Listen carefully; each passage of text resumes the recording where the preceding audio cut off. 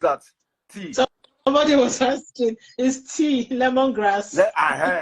Before they start telling you what's Listen, why doesn't your father sell his house for 10 million naira? And sow it and hope that he will collect 100 million. Why is it poverty things that they see titles inside? Why your papa no go selling house of 10 million? Carry the 10 million, go pay as tithe inside church. Go tell God, say, God, you owe me 100 million.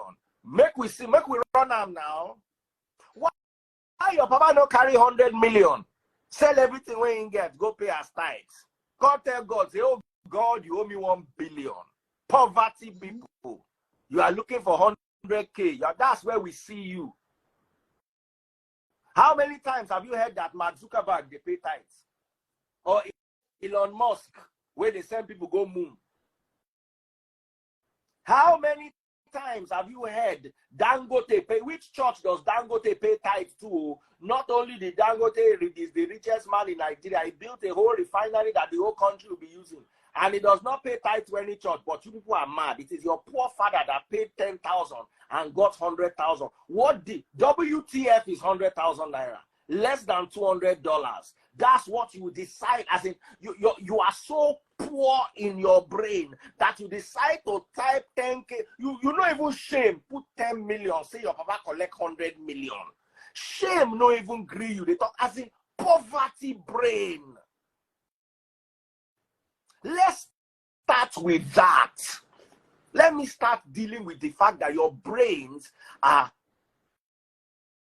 immersed, subsumed in poverty thinking. Your papa need 100,000, 100K. He go give tithes as. Why your papa no need 100 million? Make you give 10 million. Make una sleep under tree for 1 month.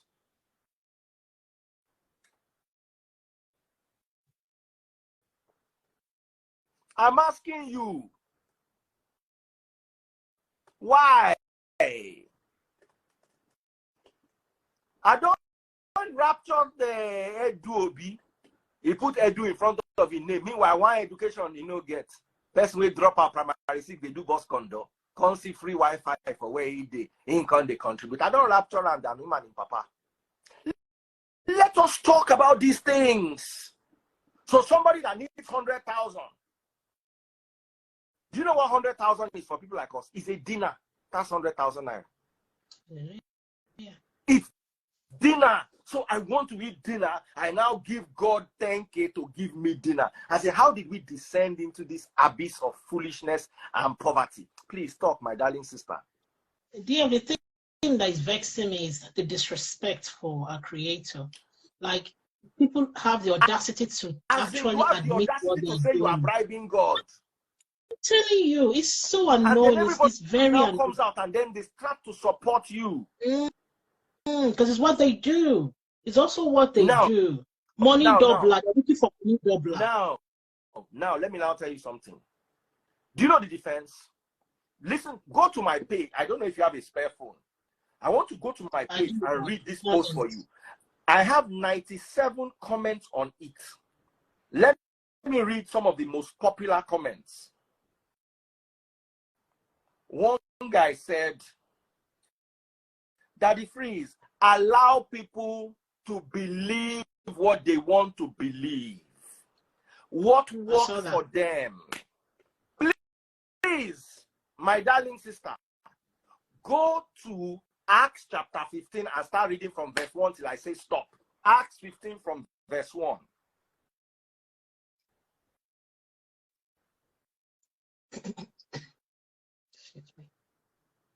I'm ready when you go ahead. Okay. Acts 15:1. While Paul and Barnabas were at Antioch of Syria, some men from Judea arrived and began to teach the believers, unless you are circumcised as required by the law of Moses, you cannot be saved. Paul and Barnabas disagreed with them, arguing vehemently. Finally, the church decided to send Paul and Barnabas to Jerusalem, accompanied by some local believers, to talk to the apostles and elders about this question. So what do you understand by this? Explain what you understand. So there was conflict. There was a disagreement Okay, so between some people came from Judea and they were preaching, right? You must be circumcised before you enter God's kingdom. What did Paul and Barnabas do? They argued with them vehemently. They argued with them. Why didn't Paul and Barnabas allow them to practice and preach what they believed? Because what they were probably saying was wrong, and it was going to influence the populace, was going to influence the believers. Paul and Barnabas, and then there was a conflict, and they had to go to Jerusalem to get a resolution to this conflict. What does that mean? It means when there is a debate in church, we look up to scripture to teach us. We look up to the examples the elders of the church that we have taken over taught us. Let me tell you something. Every religion I've studied in my life, I've not gone deep in any religion. I did a bit of Buddhism, a bit of Shintoism, a bit of Hare Krishna, a bit of Satanism, a bit of atheism, a bit of Islam. I actually did a bit of Islamic study. Let me tell you, the only religion that resembles Christianity is Satanism.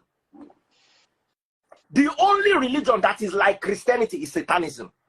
According to the doctrine and the tenets of Satanism, you are the hierarchy of good and bad in your life. That is Satanism 100%. That is why the motto of Baphomet is do what thou wilt. Google it, Baphomet motto. Just please, if you have a phone, help me. Just type Baphomet. Laptop, that's fine. Baphomet is the statue of the Church of Satan. Baphomet type motto and read what comes out. Yes, sir. Baphomet. Or just look for Baphomet picture. Just click on images. Picture. Okay, images. Let's go for images. You will see it right there. Do what thou wilt. Do what thou wilt. Yes. Wilt is spelled W-I-L-T. That's the only religion in this whole world that Christianity resembles. A religion that will tell you it is up to you, whatever you and your God agree. Muslims will never tell you that. For there to be an Islamic doctrine, it must be grounded either in the Holy Quran or the Hadith of the Prophet Muhammad sallallahu alaihi wasallam. You will never find Muslims practicing a single teaching that is not either in both the Quran and the Hadith, or at least in one of them, the Quran or the Hadith. True. If I ask you, show me a place in the Bible where the church was allowed to collect tithe. Show me a place in the Bible where pastors collected tithe. You will never see it. And when I ask you, why do you pay it? Your defense is do what works for you. That is not Christianity. That is the doctrine of Baphomet, the devil. That is Satanism. Satanism is where you choose right and wrong. That's not Christianity. But when you look at Nigerian Christianity, it's like the worship of Baphomet. There is no God inside. I say you are following a doctrine. It works for me, no be doctrine, no. Ritual, they work for those where they do them. Olosho, they work for those where they do them. That is why you will see the most highest Oloshos are Christians. It's, you see, when you open a door, you don't know how many people are going to come in, and you don't know how long that door is going to stay open. For you just open them for tithe. That is why Olosho go do Olosho finish. Collect 10 million and pay 1 million as tithe, and believe she's doing it as an act of worship. That is Christianity for you. Please, if you are watching me on TikTok, double click my live. Oh, today I'm not really preaching, I'm teaching. And I'm still looking for my number 1 and my number 2 gifter. Where are all my money guns? All of you people, how are you doing? Money gun queen. Big shout out to Unapologetically Tight, and that's my number 1 gifter today. Number 2 is DRK. Thank you so much. I love you people very much. Mr. Dula, thank you very much on YouTube. Let me go back to what I'm teaching you, because this thing I've taught you so many times. So if I charge you for it today, no, say I don't over teach you. Let me take you a step further. You will ask them, why do they do it? They'll say it's working for me. Please, I'm Robert, they work for those way they work for. Yahoo, they work for those. You see, that is why catch 20 Yahoo boys, they are mostly Christians. Fraudsters. Because, you see, the door has been opened. Let me tell you something about Islam. If I gamble, Muslims, I challenge you to look into this thing I'm saying. Let's imagine I play Lotto, because Islam is 100% against gambling. Right? Let's imagine I play Lotto. I now win $100 million or $10 million. Inside that $10 million, I can't build mosque. On to say, even though God no approve this thing, but shall make I build house for God, quote and unquote. Do you know that everybody that goes to pray in that mosque, their prayer go get waiting Muslim they call ladder. Any day I step inside to pray, I know will get blessing. Okay. Unless I go another mosque, go pray. But as long as I step in to ask any Muslim scholar, they will tell you this. As long as I use my leg to enter inside mosque where I use money, let me tell you, it's not only gambling. No. If I own a brewery or if I own a beer parlor and I make money from that beer parlor, and when I finish making the money, I now decide that it is mosque I want to use that money to build. Any day I step inside that mosque, I will not get a blessing from it.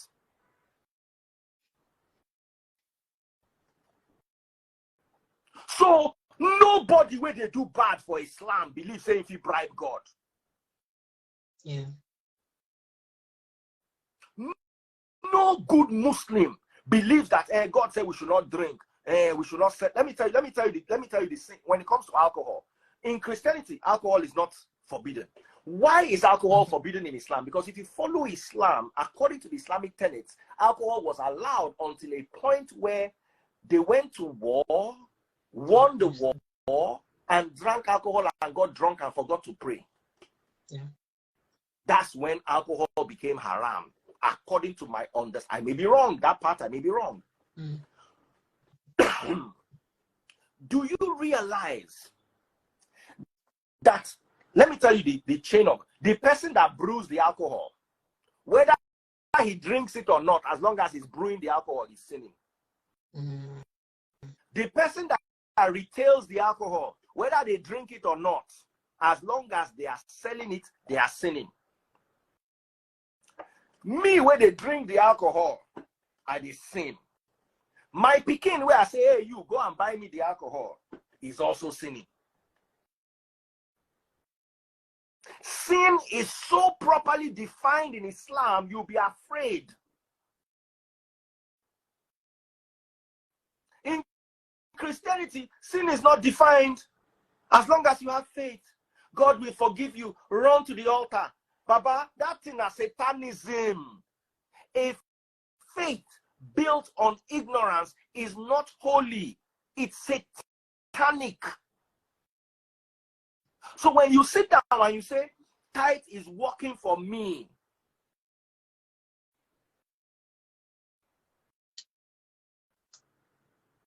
what you are saying is, it doesn't have to be in the Bible. It doesn't have to be a product of church teaching. It doesn't have to be, as long as I believe it is okay. That is why, let me tell you something, Let me tell you something about Christianity. Christians, where they carry Bible, don't read what's in that book. Those that read it don't understand. Those that understand it don't practice. Don't practice it. Now, those who neither carry, read, nor understand are the ones that practice it. by default. I know a gentleman. He was my role model when it comes to Christianity. I don't think I can ever be like him. May his soul rest in peace. I won't mention his name. He used to go to church maybe once a month or twice a month or however his spirit led him. Baba, this guy will give his last money to a stranger. His brother did not have land. He had 2 plots. Instead of sharing his 2 plots among his own children, he gave 1 plot to his brother. The whole family, they curse him. So which kind of mumu be this? That is Christianity.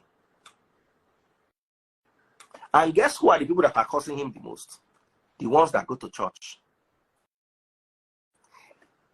Do you know that what he did is Christianity? You have 2. Your brother has none. And you took 1 out of your own and gave your brother. True. So that he may have something. And everybody started fighting him. And they brought the matter to my table. And I said, that's the only Christian among you all.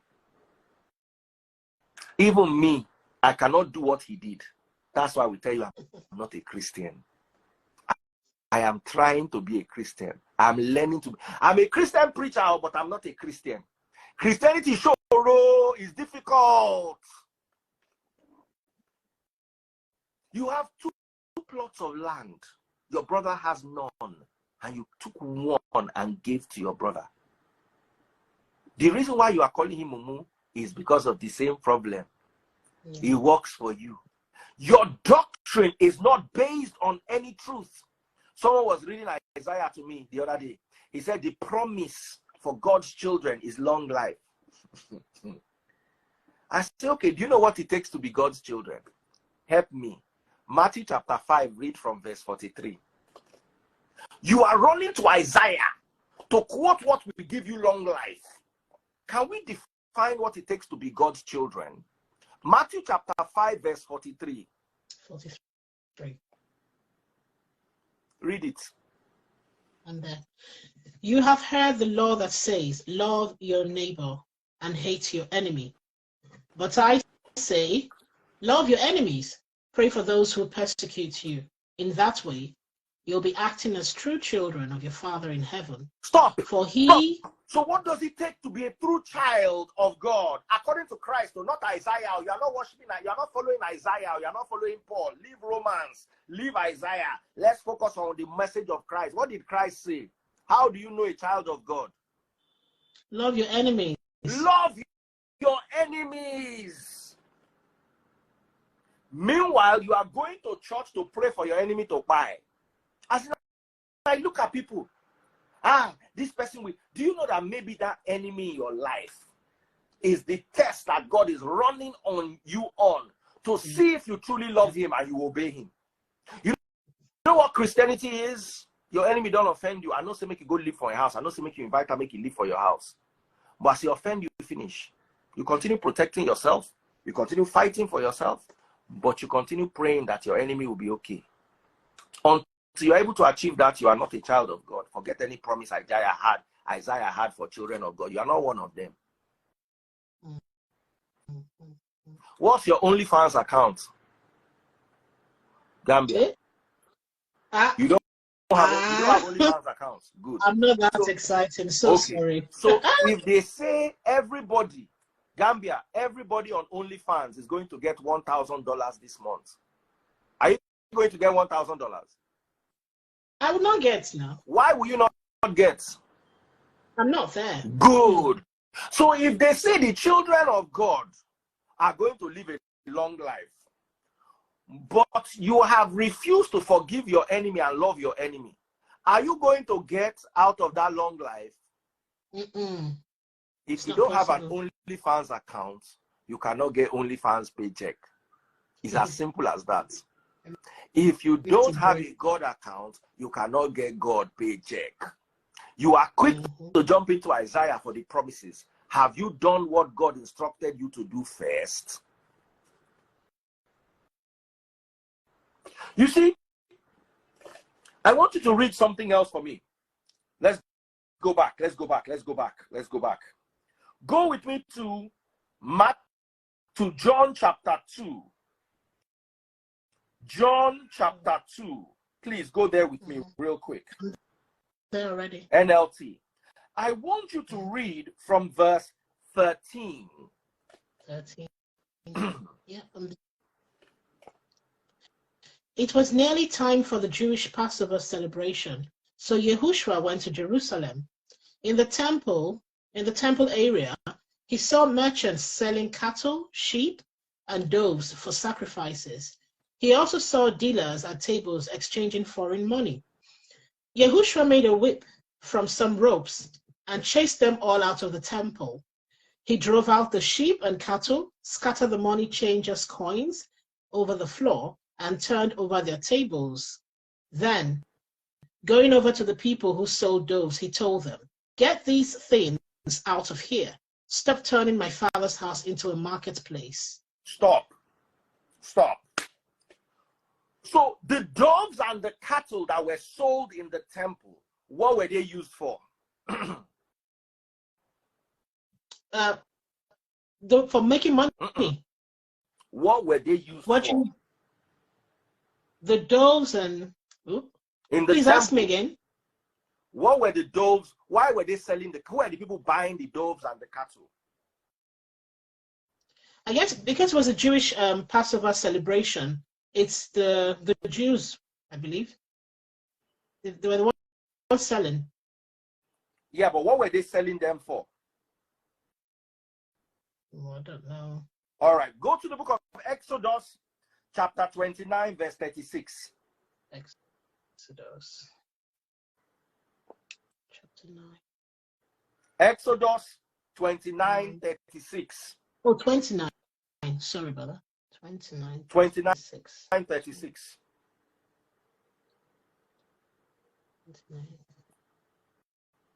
Okay, I'm there. Read it. Each day you must sacrifice a young bull as a sin offering to purify them, okay, making them right with the Lord. So the young bull was for what? For sacrifice. For sacrifice to the Lord. Read Leviticus chapter 1, verse 14. Leviticus chapter 1. Leviticus chapter 1. I'll wait for you. 14. Go ahead, read. Oh, okay. 14. If you present a bird as a burnt offering to the Lord, choose either a turtle dove or a young pigeon. Good. So now go back to where you were reading in John chapter 2 and read it again. Okay. Okay. John chapter 2. Sorry. John chapter 2. Read from verse 13. 13. Okay. It was nearly time for the Jewish Passover celebration, so Yahushua went to Jerusalem. In the temple area, he saw merchants selling cattle, sheep, and doves for sacrifices. Now, he also saw what kind of sacrifices were these for? The Passover, for burnt offerings. For burnt offerings. Continue. Yeah. Where was I? Sorry, I've lost mine.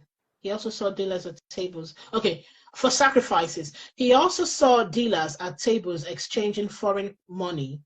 Yahushua made a whip from some ropes and chased them all out of the temple. He drove out the sheep and cattle, scattered the money changers' coins over the floor, and turned over their tables. Now, why didn't Christ allow them to practice what they believed?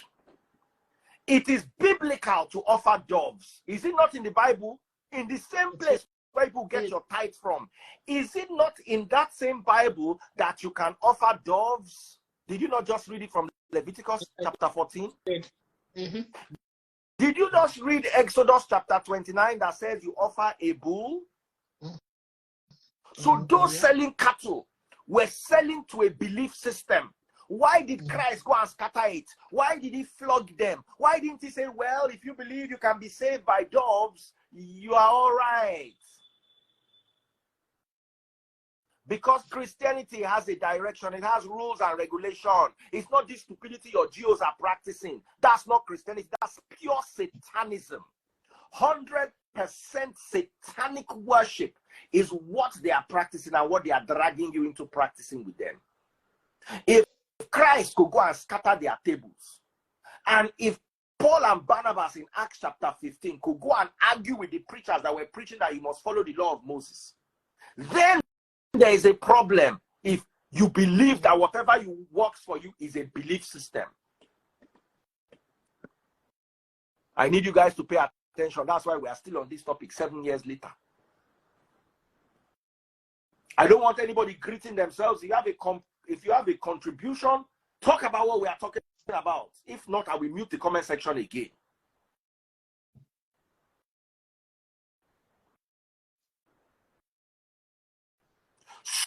So now I challenge all of you to show me a Bible verse where pastors were allowed to collect tithes, or where our apostles collected tithes, or where the early churches collected tithes. Show me today. Then we are going to talk about tithes. What exactly? Somebody is reading Malachi. Malachi is a curse for Christians, not a blessing. I will explain it to you today. I will teach it to you today. Malachi is a curse for Christians, not a blessing. Somebody say, pin my Zelle. I don't get Zelle. I normal Zenith Bank account I get. 100-131-7346. Sorry, 7326. 100-131-7326. 100-131-7326. Zenith Bank. Let's talk about tithe. Can you please open up for me Deuteronomy chapter 14? Read from verse 22. All of you that are watching me on TikTok, on YouTube, on Facebook, thank you for your gift. I will collect your gift today because this thing I've been teaching it for 7 years now and I don't want here. Let's talk about tithe. Okay. House of Gold says, so why did Christ consent to tithe? House of Gold, you are one of my biggest buyers and gifters. So I will answer your question. We will get to it. Please remind me of House of Gold's question. I will answer it towards the end. I need to establish some things. So let us talk about how they tithe. So Deuteronomy chapter 14, read from verse 26. Oh, 26 now. Sorry, 22. Okay. Sorry, from verse 22. Read. Okay. Right, I'm there. You must set aside a tithe of your crops, 1/10 of all the crops you harvest each year. Bring this tithe to the designated place of worship, the place the Lord your God chooses for his name to be honored. And so the Bible says you must tithe. This is the Old Testament, but the Bible says you must tithe, right? Okay. So what else does the Bible say you must do with your tithe? Please read. So let me go back. The place the Lord your God chooses for his name to be honored. Hold on. You take your tithe to the place the Lord your God has chosen, right? So when you get there, what do? And eat it there in his presence. Oh, the Bible says you should eat your tithe anyway. Which have you ever eaten your tithe before? It's not Olori Buruku pastor you are carrying it to go and give. The Bible instructs you to eat your tithe. That is how tithe was being paid. It's called the ceremonial tithe. The ceremonial tithe was done once a year. When you gather all you've done that year, you take it to that place the Lord your God has said you shall take it to, and then you whack it, you lem it, you chop it. Where are people? You don't chop your tithe before them pastor they chop it for you. Imbecile. Continue reading the Bible for me. Mad people will not see this part. And asylum. If not be the grace of God, now paper of not supposed they pick. Read this Bible. Read it. Continue reading it. Wait, I lost it. From verse 22, anywhere you pick it up from, read it. Right. This, and eat it in his presence. This applies to your tithes of grain, new wine, olive oil, and the firstborn males of your flocks and herds. The firstborn males of your flocks and herds. Let's talk about tithe. Tithe is crop specific. You cannot tithe a chicken if you have a poultry, neither can you tithe egg. You cannot tithe pigs. You cannot tithe fish if you're a fisherman. It's either crops from your garden or animals from your herds. Cattle, goats, and sheep were the only animal. If you had a flock of camels, you don't pay tithe of one camel. If you had a herd of pigs, a Jewish man will not even eat pig first. If you had horses, you don't pay tithe on horses. Fishermen don't pay tithe. Tailors don't pay tithe. Unless the tailor has a small herb garden in his backyard, then he will tithe from that garden. Because tithe was always food. Someone said, but paying tax is not a sin. Paying tax is not a sin at all. The church actually taught us to pay tax. But paying tithe is a sin, and I'll explain it to you. We are going there now. So please read. Continue reading where you are.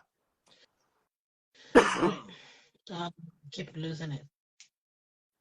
Now, when the Lord... Oh, no. Pick it anywhere. Sorry. Pick it from 22 or 23. Anywhere. We'll read it again. Okay, I'll go Listen, hold on. They are dull-brained. You will repeat it 20 times. They'll still not get it. They'll go to church tomorrow and still go and give mumu money. I mean, they'll go and give thief money. Listen, Yahoo, ne tithe. Did they long son le long ba? Oponu long son tithe yo le long ba. Na thief they collect them. Na mumu they pay them. I'm not saying you cannot support your local church with whatever it is you want to support them with. One person says, so that if there's no tithe, how does the church grow? Please ask Jehovah's Witness. Jehovah's Witness, how they do their evangelism without collecting tithes. You think it's this nonsense, big buildings people are building up and now to mumu people? That's how you are spreading the word of God. Which word of which God? Word of God that I cannot back up with Bible. That's the word of God you are spreading. People are all lunatics, including all of you watching me. So, what are you going to Daru? Please continue reading the word of God for I'm still at 23. Let me finish that. Doing this will teach you always to fear the Lord your God. 24. To fear the Lord your God. Please tell them all. When you do exactly what he said, bring the tithe to a place. Bring the tithe to a place he has designated for you. And what do you do? For his honor. And you eat it in his presence. Deuteronomy chapter 14. Read it. Tell your pastor to read it. You eat the tithe. You learn the tithe. You whack it. Continue reading. 24. Now, when the Lord your God blesses you with a good harvest, the place of worship he chooses for his name to be honored might be too far for you to bring the tithe. If so, you may sell the tithe portion of your crops and herds, put the money in a pouch, and go to the place the Lord your God has chosen. Stop there. So, just imagine that God said, this year, you go pay your tithe for Gbomosho. And you get plenty cow, plenty goats, plenty wine, plenty olive oil. But you know if you carry and go Gbomosho. So what think God say make you do? Sell it. Sell sell your tithe. That portion. What think God money in a pouch. Make you do with the money? Put it in a pouch and go to the place. Or put it in your pocket. Or hold it in your hand, however you want to do it. Then what do you do with the money? Take it to the place he has chosen. When you arrive, money to Ogbomoso, when you reach Ogbomoso, what did he say you should do? Should you give it to the pastor or should you give it to the church? What should you do with the money when your tithe money, when you have retrieved your tithe money in your hand? What does the Bible say you do with the tithe money when you get to the Ogbomoso or wherever it is that he chose his name to be worshipped? You may use the money to buy any kind of food you want. You may use the money, listen, to buy any kind of food you want. Please, what kind of food do you want? Cattle, sheep, goats, wine, or other alcoholic drink. Or other alcoholic drinks. Did your pastor show you this inside your Bible? Let me show you what the Bible says you should buy with your tithe.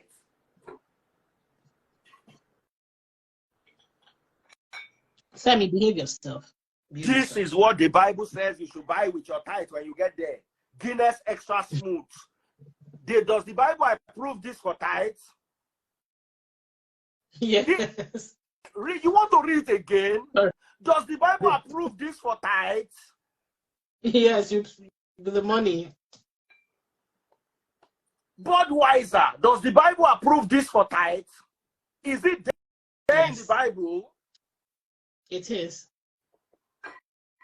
Hennessy, does the Bible approve this for tithes? It does. Please read the portion of the Bible that says you can buy this when you get to the house of God, the place the Lord your God has chosen. Read it again. 26. When you arrive, you may use the money to buy any kind of food you want. Cattle, sheep, goats, wine, or other alcoholic drink. Other alcoholic drink. Other alcoholic drink. Meaning, if you don't like wine, but you like Budweiser, tithes. If you don't like Budweiser, you like something stronger, Guinness. If you don't like Budweiser and Guinness because you feel that beer can be too local, Henny baby, or Champagne, or any other thing you want. Is it in the Bible or is it not in the Bible? It is there. Good. Now let me now show you Bible verses all together. That's Deuteronomy 14:26, Abi. The exact yes, 14:26. All right. Yes, sir. So I'm gonna read this for you, and I'm gonna show Instagram people this. I'm gonna put NLT, NIV, KJV. I'm gonna try to show you different Bible versions and what they say about this alcohol thing right there. So you can see NLT, NIV says fermented drink, wine or other fermented drink. You can see it right there. Can you? Yes. Can you see fermented drink? Yes, we can. Wine or other fermented drink. It says other alcoholic drink. Can you see it right there? Correct, we can. English Standard Bible says wine or strong drink. Strong. Can you see it? Hennessy, baby. Berean Study Bible says what? Can you see Berean? Read it for me. What does Berean Study Bible say? Or for wine, lift it up a bit, please. Up a little. Lift your phone up a little. Just a little. Up. Go. No, that's it. Okay. English Standard Version was here. I'm looking at Berean Standard. Okay. Berean Standard. Berean, beg your pardon. Well, we said wine, strong drink. We've read that. Drink, good. King James. We know Sabi book. Waiting is still talk. King James. King James says for wine or for strong drink. King James says strong drink. Let's look for Amplified. What does Amplified say? Amplified says or wine or other strong drink. Wine or other strong drink. Christian Bible says what? Christian Standard Bible. Wine, beer, or anything you desire. Wine or beer. Is it in the Bible? It's in the Bible, yeah. What I just showed you, did you see it in the Bible? Did you see what I showed you in the Bible? We did. So now, from your understanding, explain. Patty says, Daddy Freeze, if you want to be angry in your father's house. Don't carry your anger here. don't bring disrepute here. As your papa mad, now so you say mad, join them. Does this not look like my personal life space? I should be angry in my father's house. Your papa get house. Igloo where Eskimo they use ice build, your papa gets. The smallest mud house your papa no get. You can't hear they talk nonsense because they don't the way you carry you across Atlantic. Go use you this slave trade for Ubudo Ibo. You don't come here they talk nonsense. How many of your mates they see they chop grass here? Oh yeah, the rapture danu. The rapture we alone parky come park and shop ni. Yo we danu. In fact, they can block it permanently. Komali Solomon. So please, what do you understand by what you just read in Deuteronomy chapter 14 from verse 22? So a portion of your, in fact, tithe is not necessarily what we think it is. It's actually the proceeds of your, either the actual animals or your plants or whatever it is that you actually farm. Or if you cannot get to the place because if it's not close to you and it's far away, it's the proceeds from that portion of the herds, the flocks, whatever. And you need to go to a designated place of honor. So you need to take it to where God said you should take it to. Yes. And when you get there, what must you do with the tithes? You must eat it yourself in His presence. Good. Or if you've got the money, obviously the proceeds, you use it to buy these animals again, or you buy alcoholic drink and you take that to that place and you drink it in His presence. Drink the Henny, baby. Drink the Budweiser. That's how you pay your tithe. And you pono and you loshi olori buruku were. Eh, what coin more? Let me add my disclaimer. In as much as tithe, alcohol was used to pay tithe, alcohol has its own disadvantages. Alcohol abuse is a very serious issue. And also alcohol has been linked with many cancers, liver disease, and even diabetes. So be careful with alcohol. Don't abuse it. But the Bible says you can drink it as part of your tithe. Did you see it in the Bible or did you not see it? I saw it in the Bible. Where in the Bible did you see it? Deuteronomy 14:26. 22 to 26. Deuteronomy chapter 14, verse 22 to 26. Please read it in your Bible. Now, please read verse 27 and 28. They will never teach you this. That's why they will tell you what works for you. Army robber. What works for you? Call. Please read verse 27 and 26. 27, 20 and 28. And do not neglect the Levites in your town, for they will receive no allotment of land among you. So at the end of do not neglect your Levites, because they have no allotment of land. The Levites are the temple assistants, the ones that collect the. So read verse 28. At the end of every third year, bring the entire tithe of that year's harvest and store it in the nearest town. So the tithe that you are supposed to put in the storehouse that Malachi talked about is not every year. No, every 3 years. So this is the second tithe. The first tithe was the celebration tithe, which is annually, the one you eat. Mm-hmm. The second one, the third year, you are supposed to take the tithe of that year. You are not supposed to eat it. You are supposed to put it in a strong house or the storehouse. Read that part. 28. At the end of every third year, bring the entire tithe of that year's harvest and store it in the nearest town. Give it to the Levites, who will receive no allotment of land among you, as well as to the foreigners living among you, the orphans, and the widows in your towns, so they can eat and be satisfied. So then the Lord your God will year, bless you. The tithe of the third year, you don't eat, you don't use it to buy Hennessy. You give it to the Levites. It doesn't say you hand it over to the Levites to share. It says you give it to the Levites, the widows, and the orphans, foreigners. So if you were to pay tithes today and you have no Levites, now, by the way, let me warn you, Levites are the only people that can collect tithe.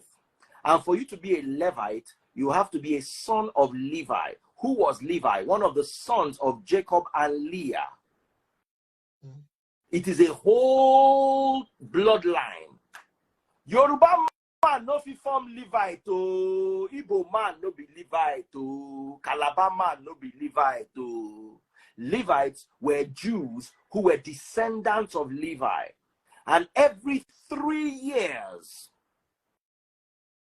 the tithe is to be shared between them and the widows and the orphans. Since we don't have widows and orphans, since we don't have Levites today, but we have widows and orphans, if you wanted to pay tithes, even though tithe is not part of Christianity, who does the tithe belong to? It belongs to the widows, the orphans, and the strangers. Foreigners among you, the strangers. So the two tithes that we can still practice, the one that you carry to the place the Lord your God has chosen and eat every year, that's one type of tithe. The second tithe is the Levitical tithe, which is once in 3 years. They try to swing it and make it once every year. Now, please, read another Bible verse, Deuteronomy 26, verse 12.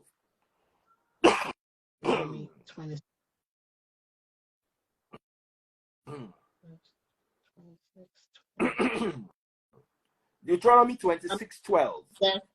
Read. Every third year, you must offer a special tithe of your crops. In this year of the special tithe, you must give your tithes to the Levites, foreigners, orphans, and widows, so that they will have enough to eat in your towns. Okay, so this is another Bible verse that speaks of the every 3-year tithe. Right? Read it again, just in case you don't like me. Every third year, you must offer a special tithe of your crops. In this year of the special tithe, you must give your tithes to the Levites, foreigners, orphans, and widows, so that they will have enough to eat in your towns. Good. So this is not every year. This is every 3 years. Now, let's talk about the role of the Levites. Can we please, my dear sister, read Leviticus? No. Let's read Numbers first. Numbers chapter 18 and verse 24. 18, 24. I'm there. Yes. Because I have given them the Israelites' tithes, which have been presented as sacred offerings to the Lord. Oh, sorry, something came before it. No, read that. No need. It's self-explanatory. Okay. Because I have given them the Israelites' tithes, which have been presented as sacred offerings to the Lord. This will be the Levites' share. That is why I said they would receive no allotment of land among the Israelites. So the Levites who got the tithe did not get land. So the tithe was the compensation for the Levites. And we're going to read and explain how they got there. Your pastor no get land. People, where on it? Your pastor no get land. The tithe was meant to the Levites who did not get an allocation of land. Your pastor no get allocation of land. Say your pastor where they stay mansion with him picking and a wife. Now one they collect food where they meant for Levites where God said they no go get land. They una dey mad ni.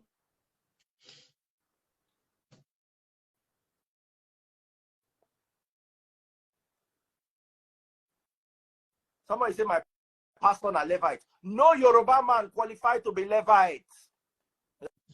The pastor wey name na Uche na abi na Thomas abi na Wale. Na him be Levite. Levite call Levin ni. Please read that Numbers chapter 18. Read from verse 22 to explain. Okay. 22. From now on, no Israelites except priests or Levites may approach the tabernacle. If they come too near, they will be judged guilty and will die. Only the Levites may serve at the tabernacle, and they will be held responsible for any offenses against it. This is a permanent law for you to be observed from generation to generation. The Levites will receive no allotment of land among the Israelites, because I have given them the Israelites' tithes, which have been presented as sacred offerings to the Lord. This would be the Levites' share. That is why I said they would receive no allotment of land among the Israelites. Now read verse 1 in that same chapter 18. Okay. 1. Then the Lord said to Aaron, you, your sons, and your relatives from the tribe of Levi will be held responsible for any offenses related to the sanctuary. But you and your sons alone will be held responsible for violations connected with the priesthood. So the priesthood was for a certain family. Remember, Jacob had 12 sons, which happened to be the 12 tribes of Israel. One of the tribes is Benjamin. And another one of the tribes is Levi. Aaron was a Levite. And he was a priest. Read verse 20, please. Quickly read verse 20. Okay, 20. I'm there. And the Lord said to Aaron, you priests will receive no allotment of land or share of property among the people of Israel. I am your share and your allotment. So what is this Bible verse saying? That so the priest tithe is the compensation. Yes. The tithe is the compensation for the Levites. Please read Leviticus chapter 27, verse 30. Leviticus chapter. Leviticus, what was that? 27:30. 27:30. Okay. And then Read. 1/10 of the produce of the land, whether grain from the fields or fruit from the trees, belongs to the Lord and must be set apart to him as holy. Sorry. So what is this tithe again? Grains and fruits. The trees, Continue. oranges, mango. Yes. The grains, your corn. Yes. Continue. Okay. If you want to buy back the Lord's 10th of the grain or fruit, you must pay its value plus 20%. Continue. Count off every 10th animal from your herds and flocks and set them apart for the Lord as holy. Good. So let's talk about this.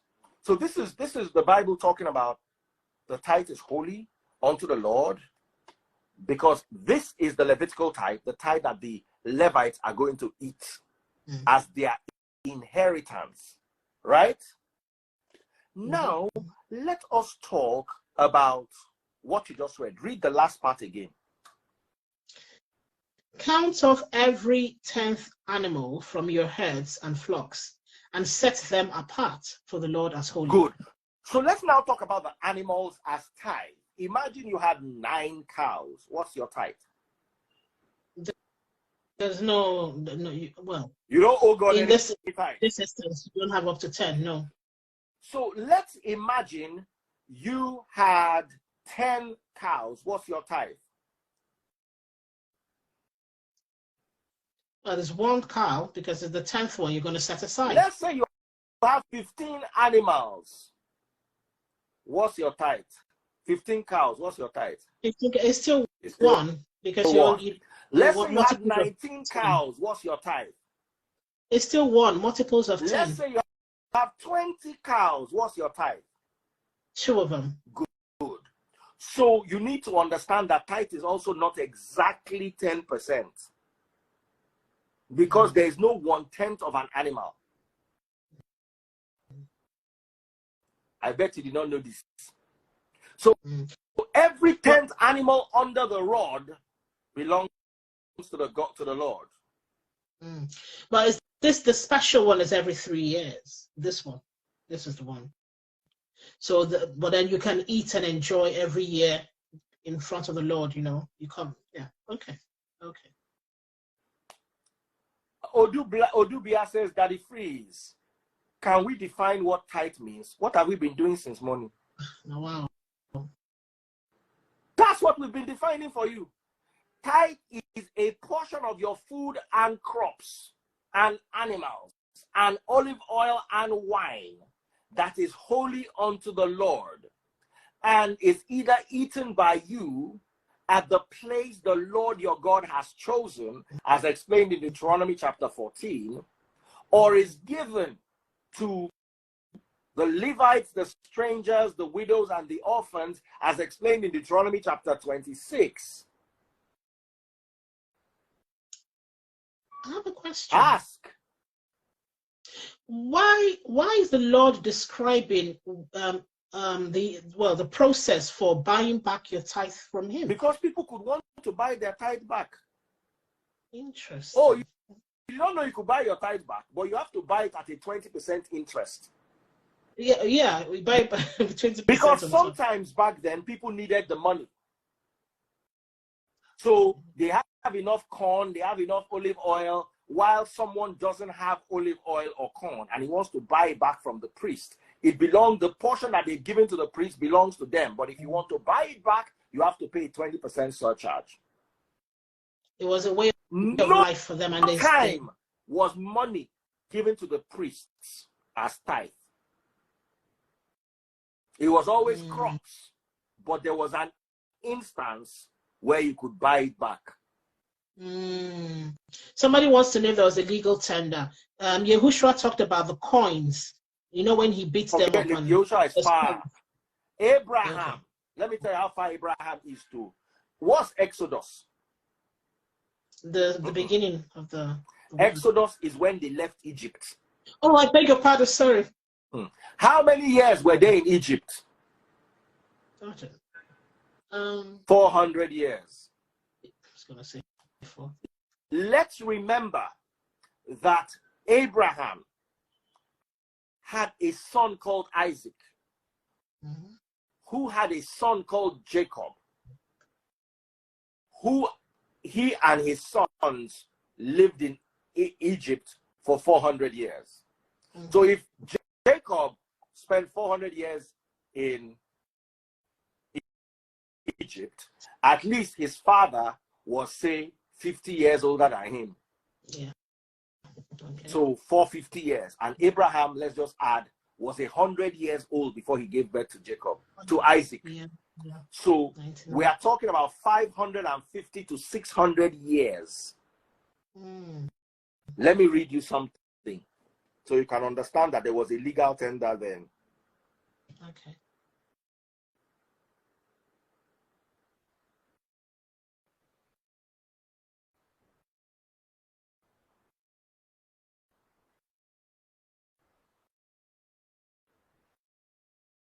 Genesis chapter 23.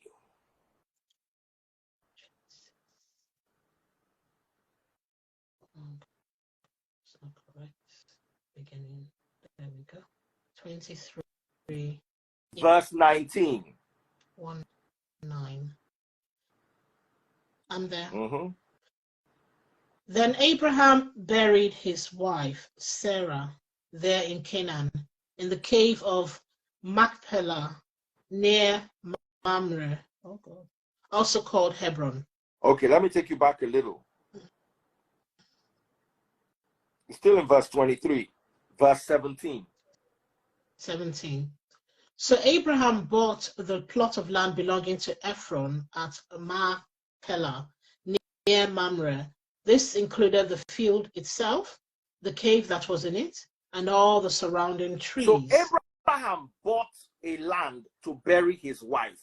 How did he pay for that land? Read verse 16. Okay. So Abraham agreed to Ephron's price and paid the amount he had suggested, 400 pieces of silver. Good. Weighed up So stop. to the market So standard. Abraham lived on earth 600 years plus. The English Bible has not been around for up to 600 years. It's only been around for 400 years. Abraham lived 600 years before the law was given to Moses, and he had money then. So there was money then, but money was not used as tithe. It was food and crops. Do you have any more questions? Oh, well done. Okay. This thing I'm proving to you, let them prove their own. Let them prove their own. Someone said, who keeps the 20% buyback interest? It belongs to the priests. That's their food. Remember, they do not have any land. They don't have any land. So it's only through the tithe that they can survive. Does your pastor not have land? Oh, no. Let me give you more Bible.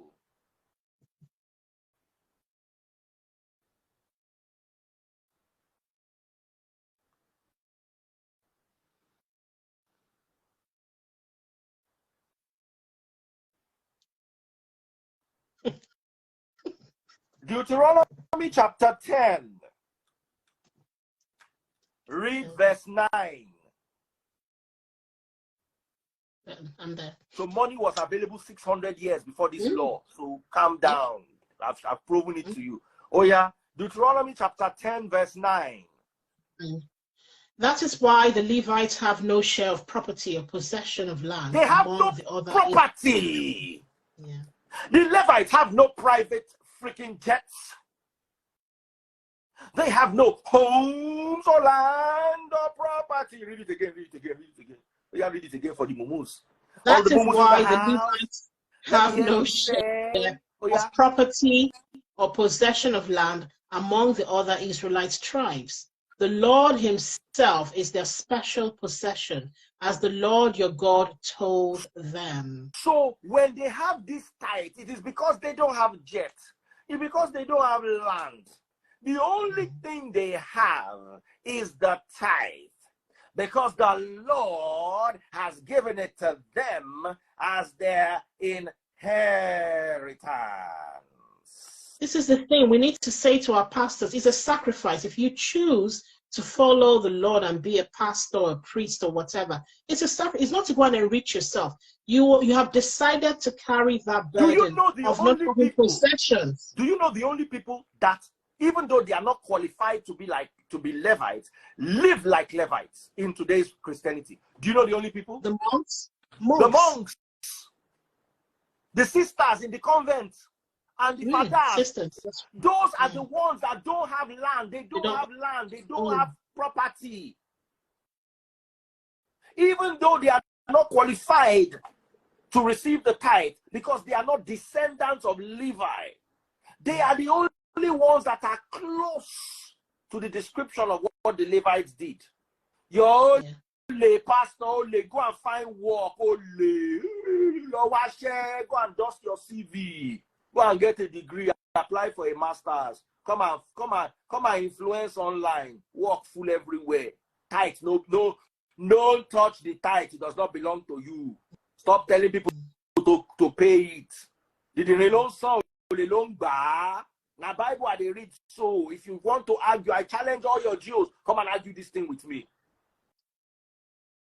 Yeah. So do you understand me clearly? Now let us go to the book of Malachi to explain some, but just hold on 1 second. Okay. Do you have any question from here? So we can start moving towards the New Testament. Well, back then. Oh, don't forget House of Goats question. No, but before that, my question. That's New Testament question. Okay, no. Well, my question is, why then are we not practicing?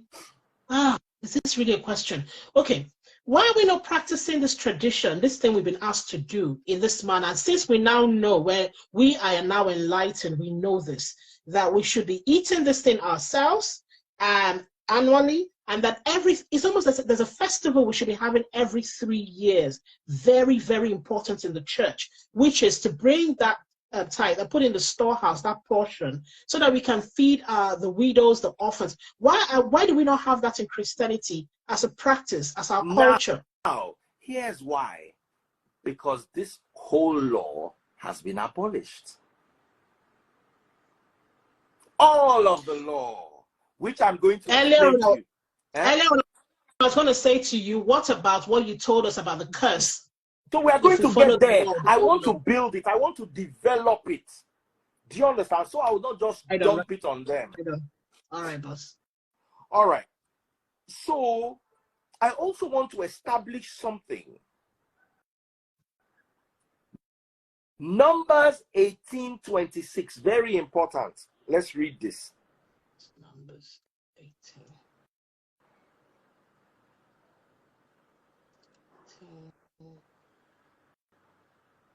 Numbers 18:26. Okay. I'm there. Please, if you're watching on TikTok, I'm looking for my #1 gifter. Who's my #1 gifter? Make I give her a shout out. Olawale, just follow my #1 gifter up there. DRK is my #2 gifter. And all of you are buying my money guns. Thank you, thank you, thank you, thank you. I love you people too much. So, read it to me. Numbers 18:26. 26. Give these instructions to the Levites. When you receive from the people of Israel the tithes I have assigned as your allotment, give a tenth of the tithes you receive, a tithe of the tithe, to the Lord as a sacred offering. Okay, so a tithe of the tithe also belongs to the Lord as his sacred offering. Now, to back this, read Nehemiah chapter 10, verse 38. Nehemiah chapter 10, verse 38. God bless you, House of Gold. Thank you for those money guns. 38. Right in there. Read to me. A priest, a descendant of Aaron, will be with the Levites as they receive these tithes. And a tenth of all that is collected as tithes will be delivered by the Levites to the temple of our God and placed in the storerooms. Okay. So, I gave you 2 Bible instances that spoke of a tithe of the tithe. Of a tithe, yes. Now, go to Malachi chapter 3, verse 10. Malachi 3. Malachi 3.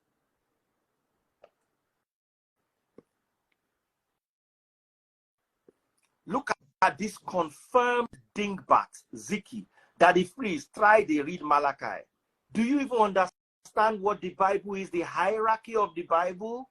You just jump into Malachi. I'm giving you the understanding of Malachi. Read Malachi chapter 3, verse 10.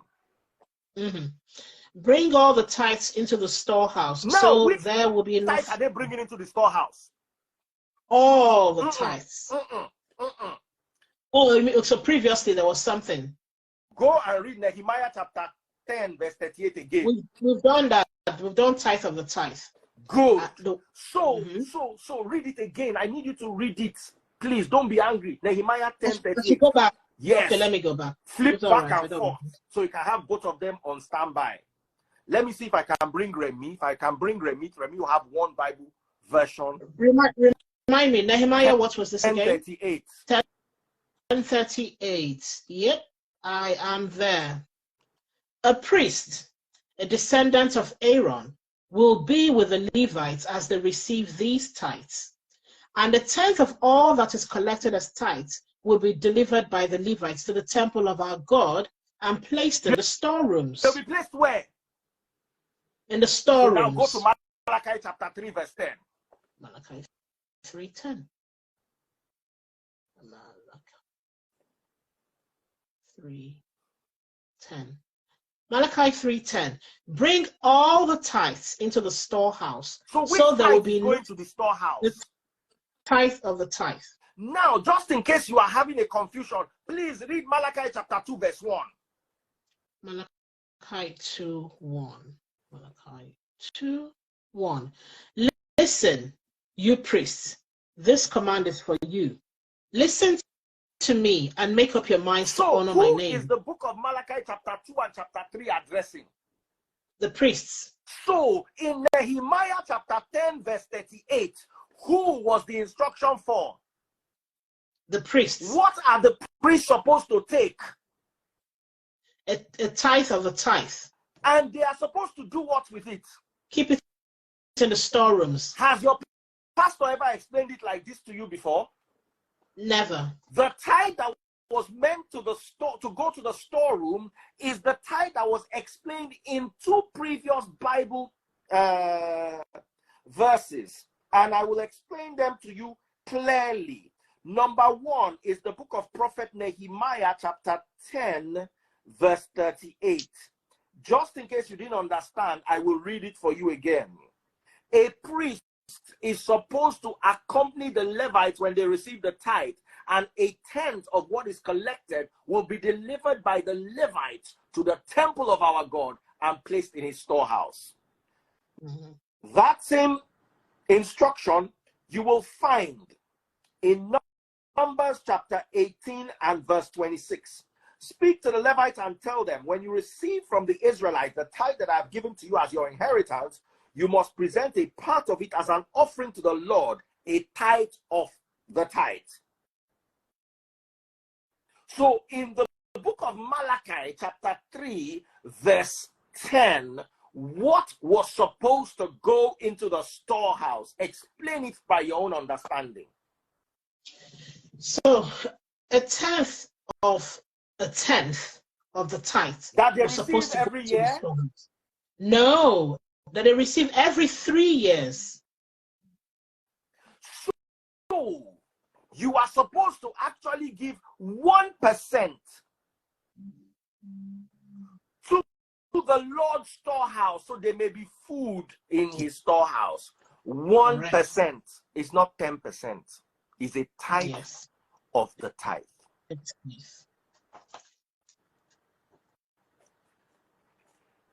Any more questions? Oh, no. Okay. Now, let us talk about Apostle Paul and his teaching of the old law. Go with me to the book of Galatians chapter 2 and start reading from verse 11. NLT preferably. Galatians 2.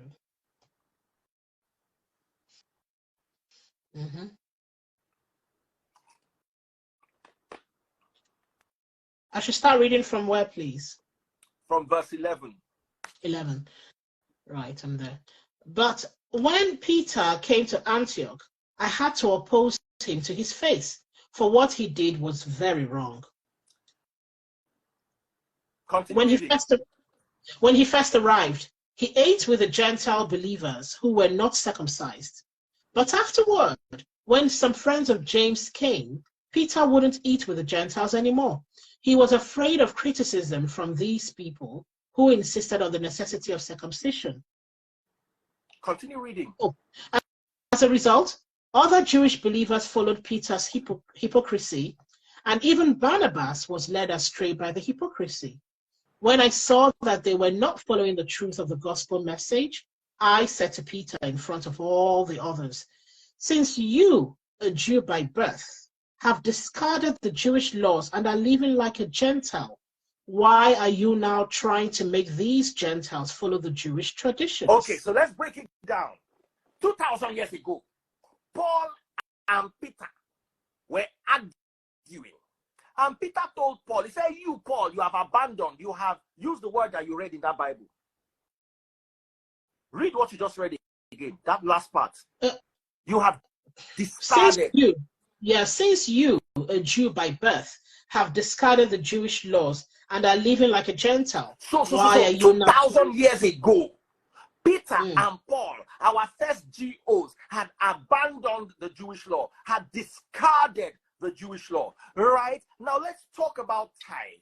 Can you please read Matthew chapter 23, verse 23, I think.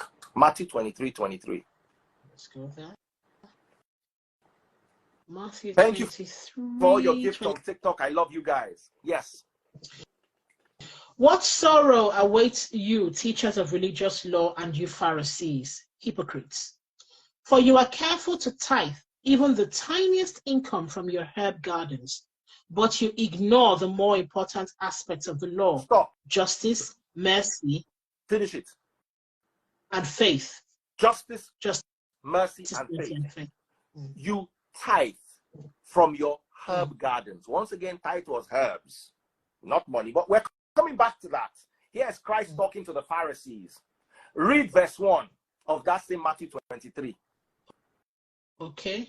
Then Yahushua said to the crowds and to his disciples, the teachers of religious law and the Pharisees are the official interpreters of the law of Moses. So these people are the official interpreters of the law of Moses, right?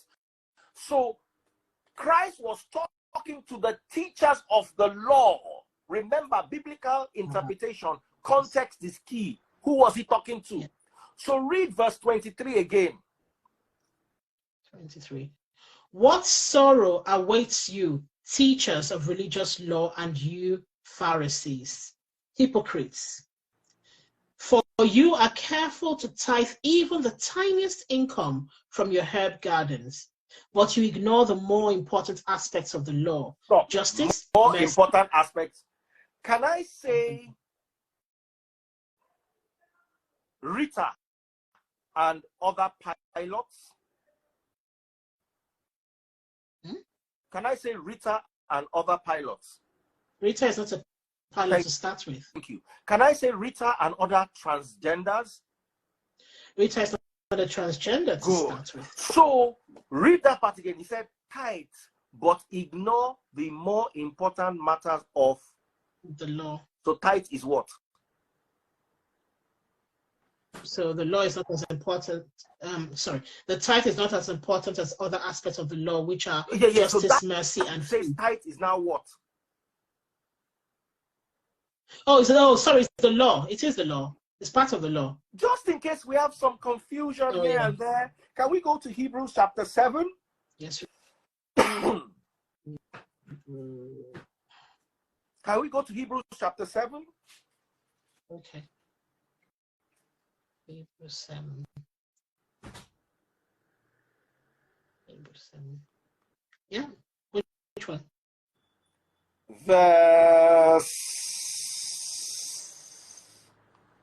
Hold on. 5. Hebrews chapter 7, verse 5. Now, the law of Moses required that the priests, who are descendants of Levi, must collect a tithe from the rest of the people of Israel, who are also descendants of Abraham. Good. So what requires? Read the beginning part again. The part of them. Now the law of Moses requires of them. So the law of Moses requires them to pay tithe to the Levites, to the sons of Aaron, right? So tithe is the law. Yes. But they have abandoned the law 2,000 years ago. Mm-hmm. Let's continue reading this same Hebrews chapter 7. Read verse 18 to me. 18. Yes, the old requirement about the priesthood was set aside because it was weak and useless. Oh, so the old law concerning the priesthood was set aside because it was what again? Weak and useless. So the law was set aside because it was useless. But you are still practicing it today from Malachi.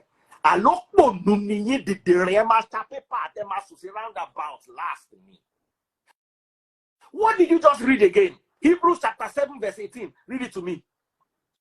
Yes, the old requirement about the priesthood was set aside. A requirement about the priesthood? Yes, an old requirement. Is it they require? Yes, because the Levites are part of the priesthood. The priests are the ones that are supposed to collect the tithes and take to the storehouse. But everything concerning the old priesthood has been set aside because it was useless. And useless. The Bible uses the word useless. What a strong word. A very, very strong word. Let me read it to you. The same word for uselessness is the same word for Anopheles mosquito. Useless mosquito. The word Anopheles in Greek means useless. Wow. Asthenes ke Anopheles. Weak and useless. Tithing is useless. Who said it, Rita? The Bible. The Bible said it. It is useless. It's there. It is useless. Read it, read it, read it. Hebrews chapter 7 verse 18. Tithing is a requirement of the law. Yeah. Yes, the old requirement about the priesthood was set aside because it was weak and useless. Because it was weak and useless. Asthenes ke Anopheles. Read it in the original language. I studied New Testament in Greek, Koine Greek, under tutors that understood it. So tithe is useless. Na Bible talk am. Na Bible talk am. As a Christian, it is useless to you. You are not a Jew. You have no Levites. And your pastors are all lay. Ole jati jati. They have house. They have car.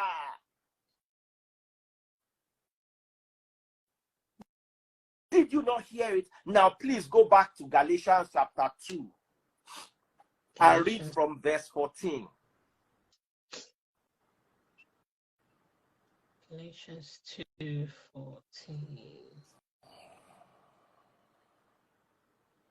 There we go. 14. When I saw that they were not following the truth of the gospel message, I said to Peter in front of all the others, since you, a Jew by birth, have discarded the Jewish laws and are living like a Gentile, why are you now trying to make these Gentiles follow the Jewish traditions? Continue. You and I are Jews by birth, not sinners like the Gentiles. Yet we know that a person is made right with God by faith in Yahushua Christ, not by obeying the law. And we have believed in Christ Yahushua so that we might be made right with God because of our faith in Christ, not because we have obeyed the law. For no one will ever be made right with God by obeying the law. Continue. But suppose we seek to be made right with God through faith in Christ, and then we are found guilty because we have abandoned the law. Would that mean Christ has led us into sin? Absolutely not. Rather, I am a sinner if I rebuild the old system of law I already tore down. So, here is the Apostle Paul telling the church that it is sinful to rebuild the old system of law that they have already torn down. So not only, my dear brothers and sisters, is tithe, asthenes, ke anophilis, weak and useless, it is also a sin.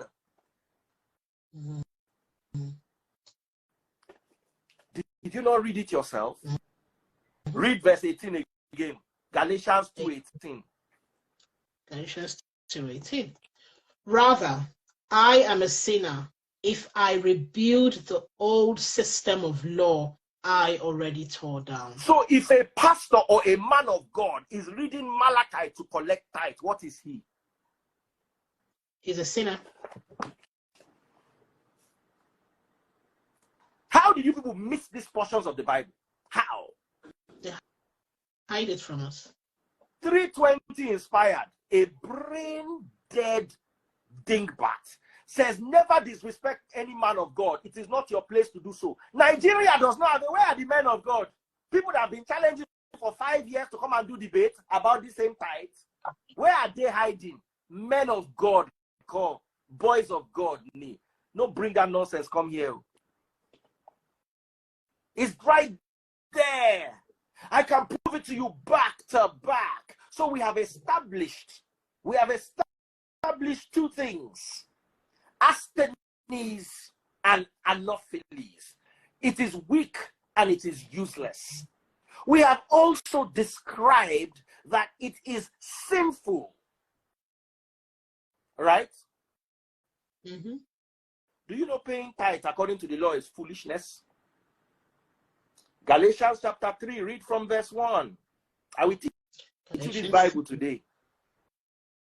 Please. Galatians chapter 3, read from verse 1. Galatians 3:1. O foolish Galatians, who has cast an evil spell on you?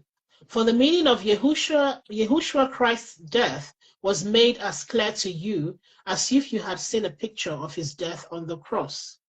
Continue. Let me ask you this one question. Did you receive the Holy Spirit by obeying the law of Moses? Of course not.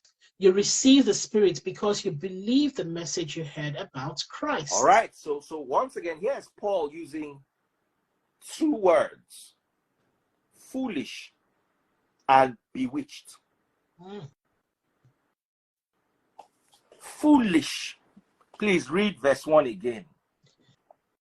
O foolish Galatians, who has cast an evil spell on you?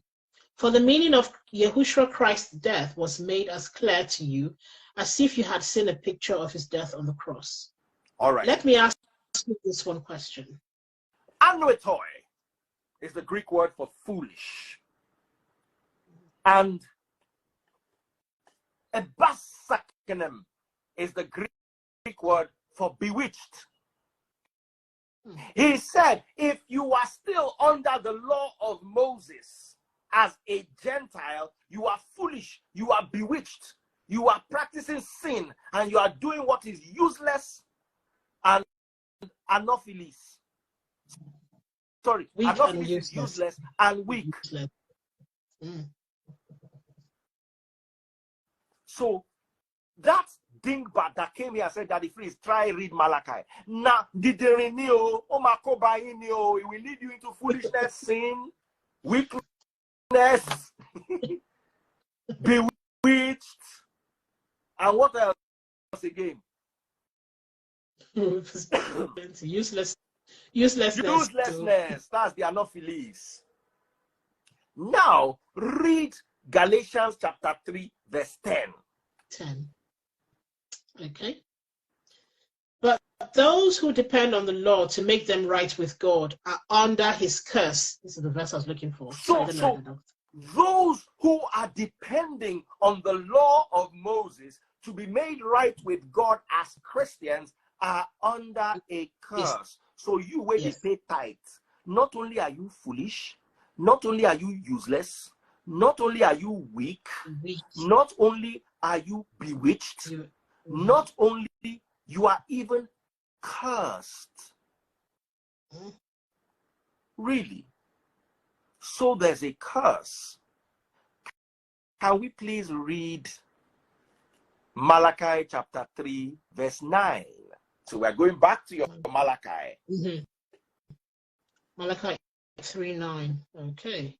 Malachi 3:9. I'm there. You are under a curse, for your whole nation has been cheating me. Wow. Continue reading. Bring all the tithes into the storehouse, so there will be enough food in my temple. If you do, says the Lord of heaven's armies, heaven's armies, I will open the windows of heaven for you.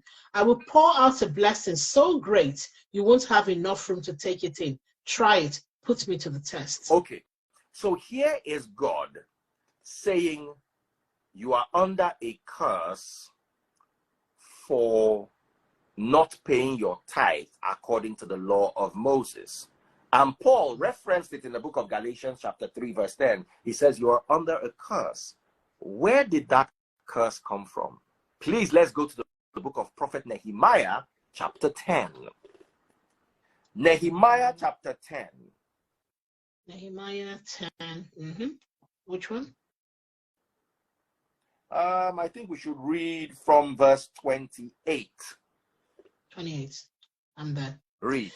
Then the rest of the people, the priests, Levites, gatekeepers, singers, temple servants, and all who had separated themselves from the pagan people of the land in order to obey the law of God, together with their wives, sons, daughters, and all who were old enough to understand, joined their leaders and bound themselves with an oath.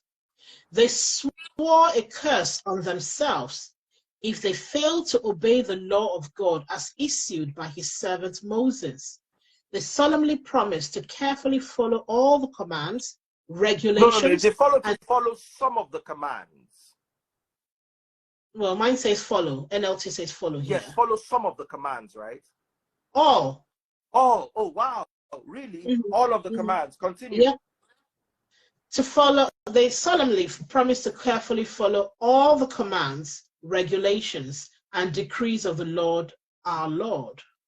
We promise not to let our daughters marry the pagan people of the land, and not to let our sons marry their daughters.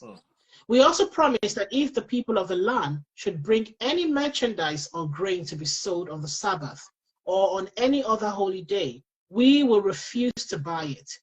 Every 7th year, we will let our land rest, and we will cancel all debts owed to us. Good. So these are part of the laws. There are 613 laws of Moses.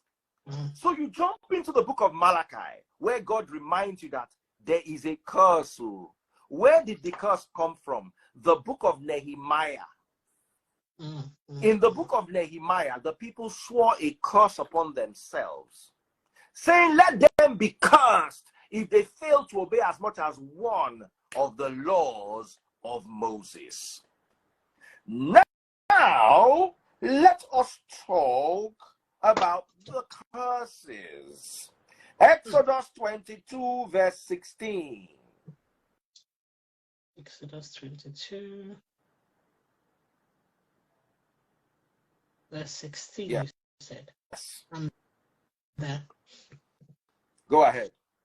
If a man seduces a virgin who is not engaged to anyone and has relations with her, he must pay the customary bride price and marry her. So if I seduce you and you're not pledged to be married, all I need to do is pay your bride price. Do we obey that or we do not obey it? How many virgins, women you sleep with where you don't pay their bride price? That one is even easy. Please go with me to Deuteronomy chapter 22. This is the one I like. Deuteronomy chapter 22. Please read it. Please read it. Read it. Read it. 22. And read from verse 13. 13. Okay. Suppose a man marries a woman. In fact, jump all that. Okay, read it. Just read it. Let's just read it for the fun.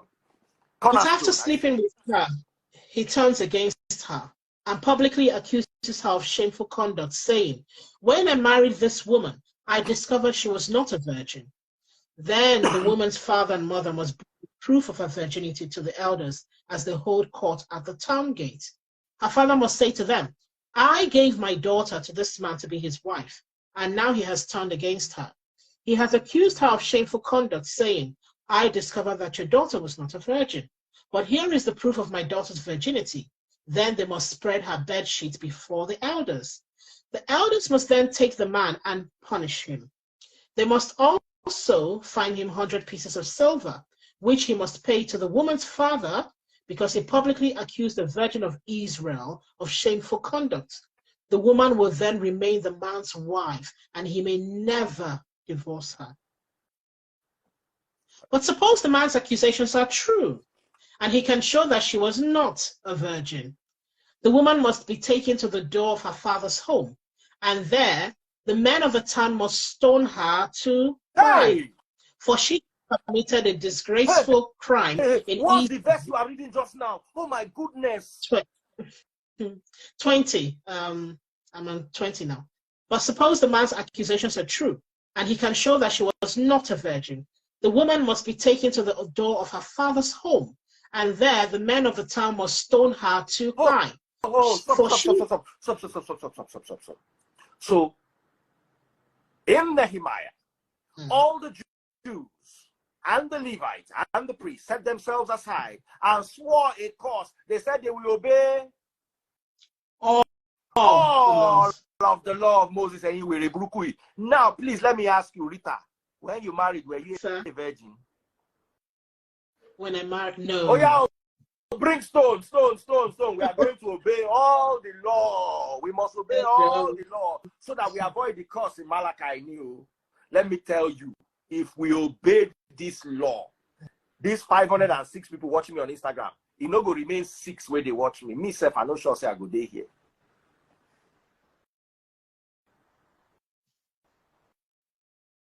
The Bible says obey all the law. When you pick and choose the law, you are under the curse. Deuteronomy chapter 14. So not be only Rita, they go down by Remy, they go down by Ada, make I mention all of their name one by one. They go down by Chichi Obama. All of them go mention their name one by one. All you women we dey here. In fact, some of them they go down buy una mama.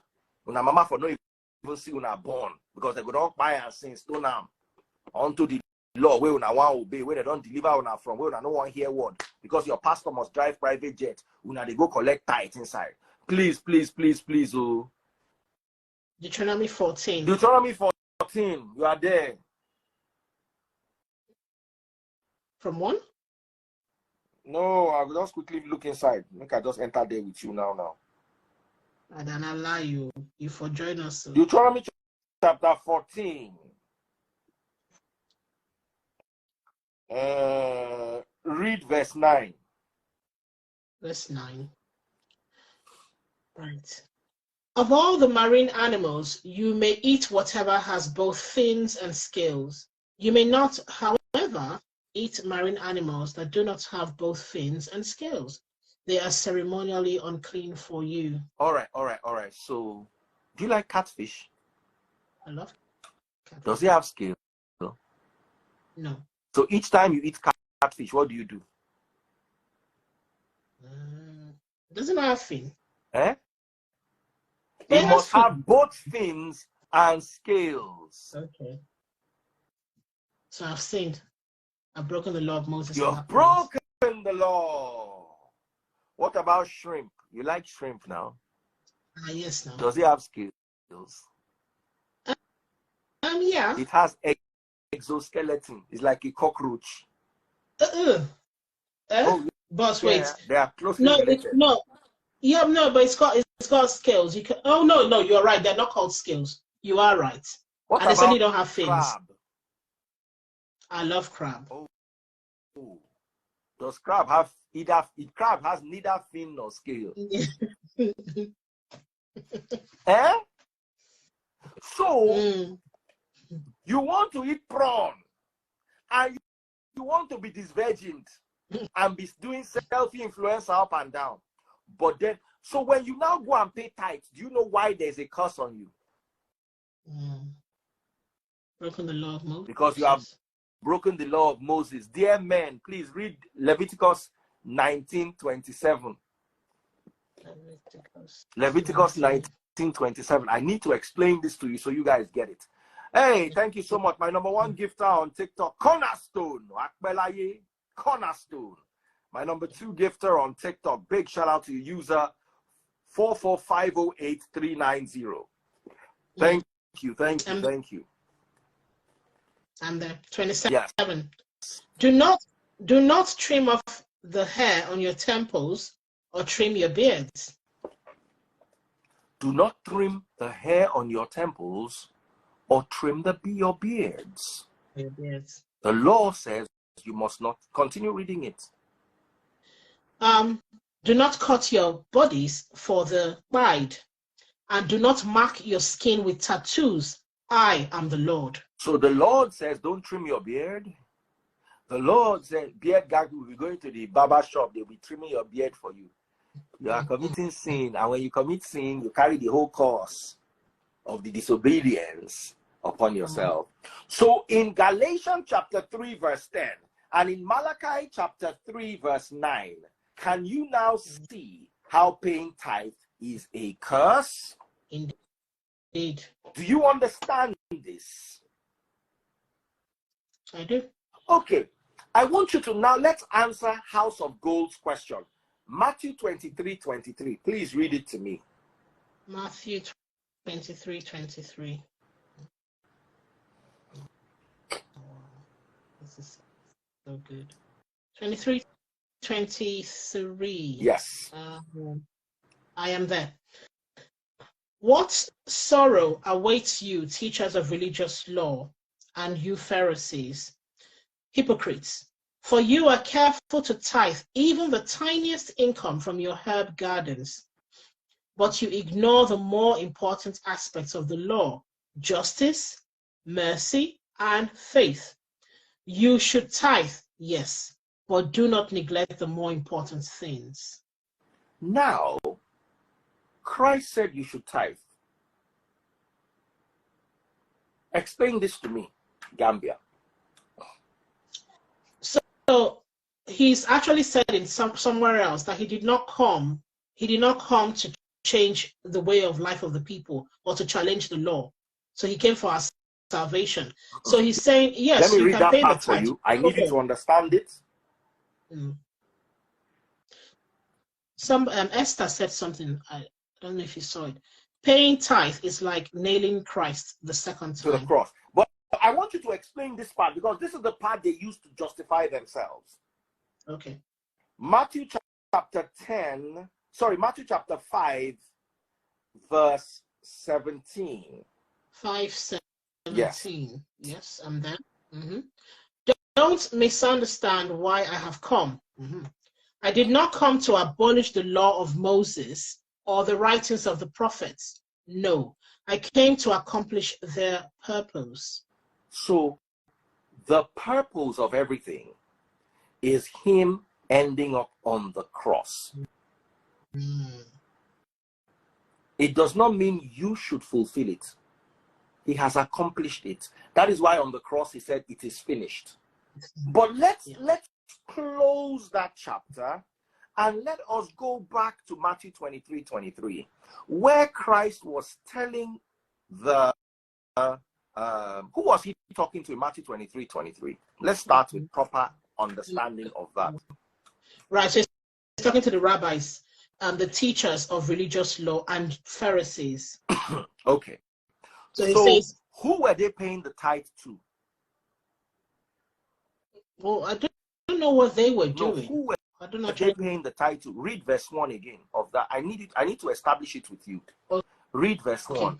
Then Yeshua said to the crowds and to the disciples, the teachers of religious law and the Pharisees are the official interpreters of the law of Moses. So practice and obey whatever they tell you. Okay. But so here is Christ talking to the teachers of religious law and the Pharisees. He told them to pay their tithe, right? Are you a Pharisee? No. Are you a teacher of religious law? Not a.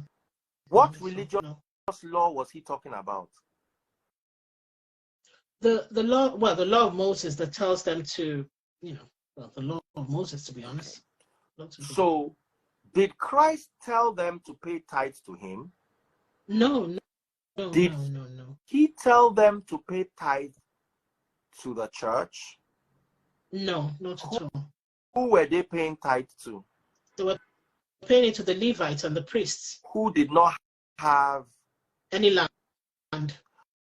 So, how do you use this as a yardstick to judge, to instruct Christians who don't pay tithe to Levites or priests according to the Jewish law?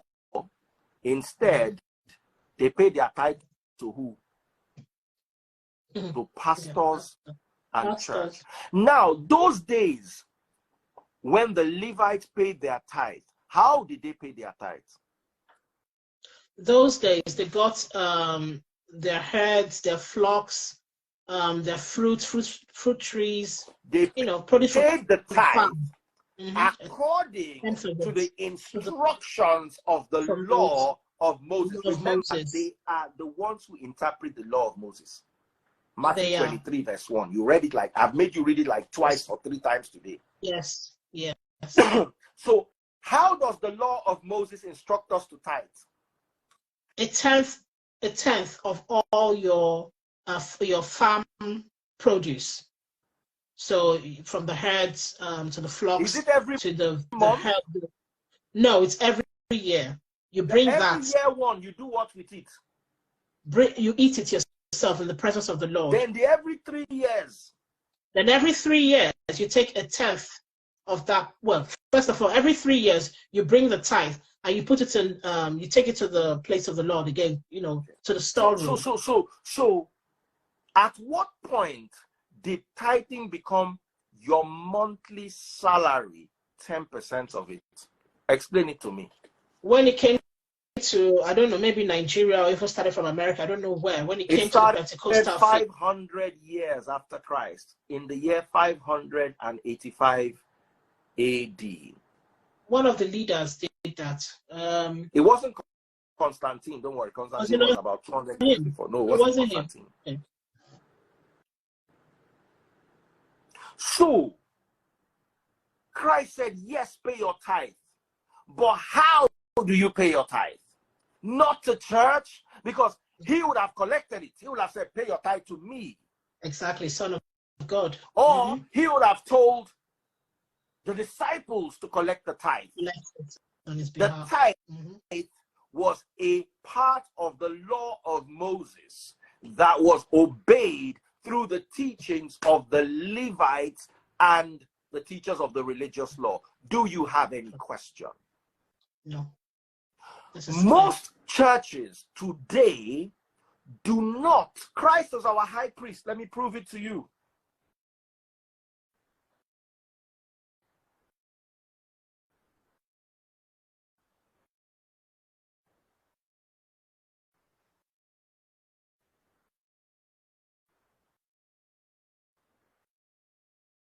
Go with me to the book of Hebrews.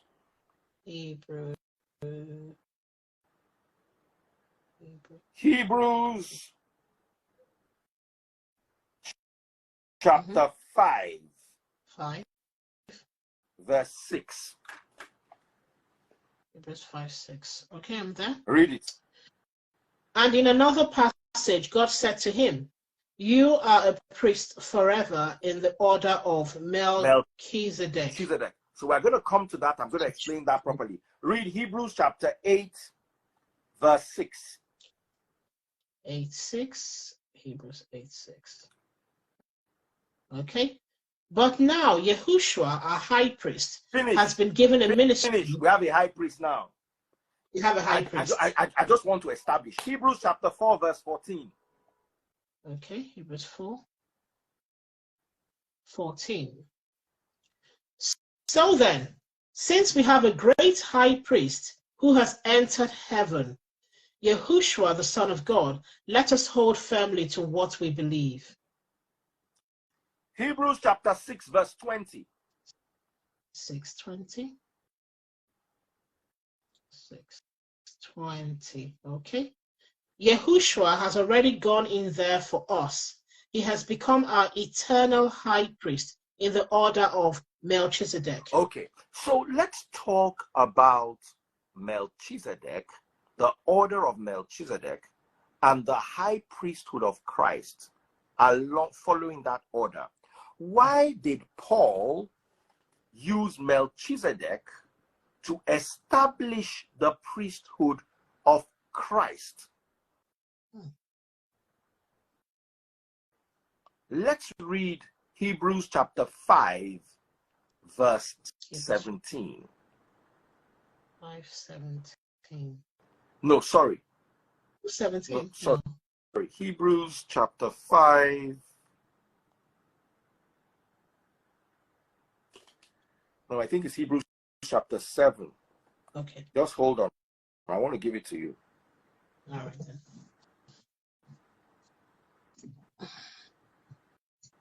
Hebrews chapter 7, verse 5. Please read that. 7. Oh, good. Sorry. Continue from there. 7:5. Yes. Okay.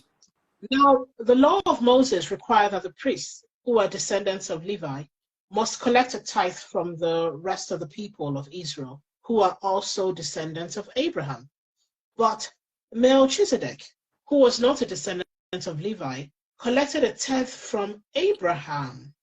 And Melchizedek placed a blessing upon Abraham, the one who had already received the promises of God. And without question, the person who has the power to give a blessing is greater than the one who is blessed. Now. So let's talk about, because now many pastors now use this. Since Christ is a high priest in the order of Melchizedek, and Melchizedek collected tithe, it is okay for Christ to collect tithe. The first flaw I have with that argument is, if it's okay for him to collect it, where's the evidence of him ever collecting it? He never did. That's the first flaw. The second flaw is actually greater. Melchizedek is a priest, was a priest. And Christ is a priest in the order of Melchizedek, but with a superior covenant. Yeah.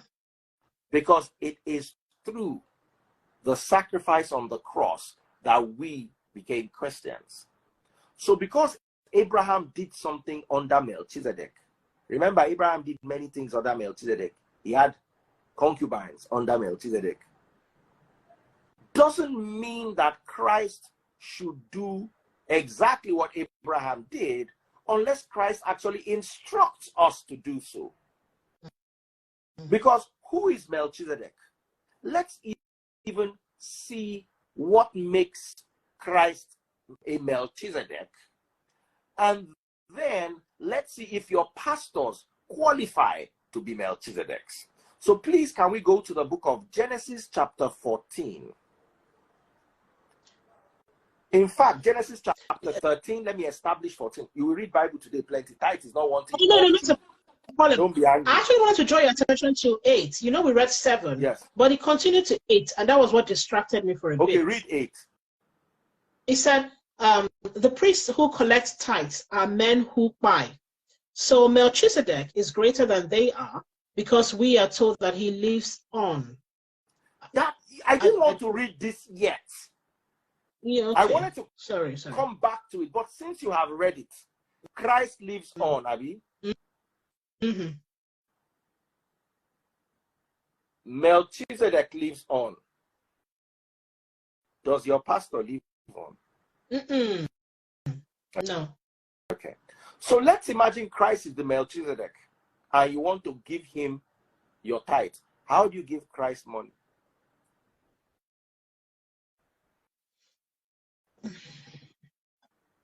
Matthew 25 from 31. Read it.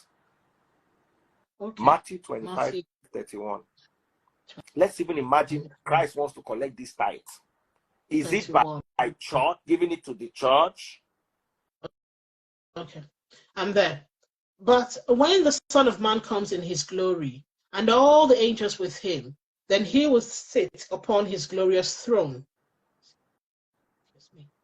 All the nations will be gathered in his presence, and he will separate the people as the shepherd separates the sheep from the goats.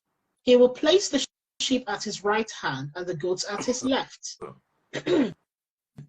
Then the king will say to those on his right, "Come, you who are blessed by my Father, inherit the kingdom prepared for you from the creation of the world. For I was hungry, and you fed me." Excuse me. Bele. Thank you. "For I was hungry, and you fed me. I was thirsty, and you gave me a drink. I was a stranger, and you invited me into your home. I was naked, and you gave me clothing.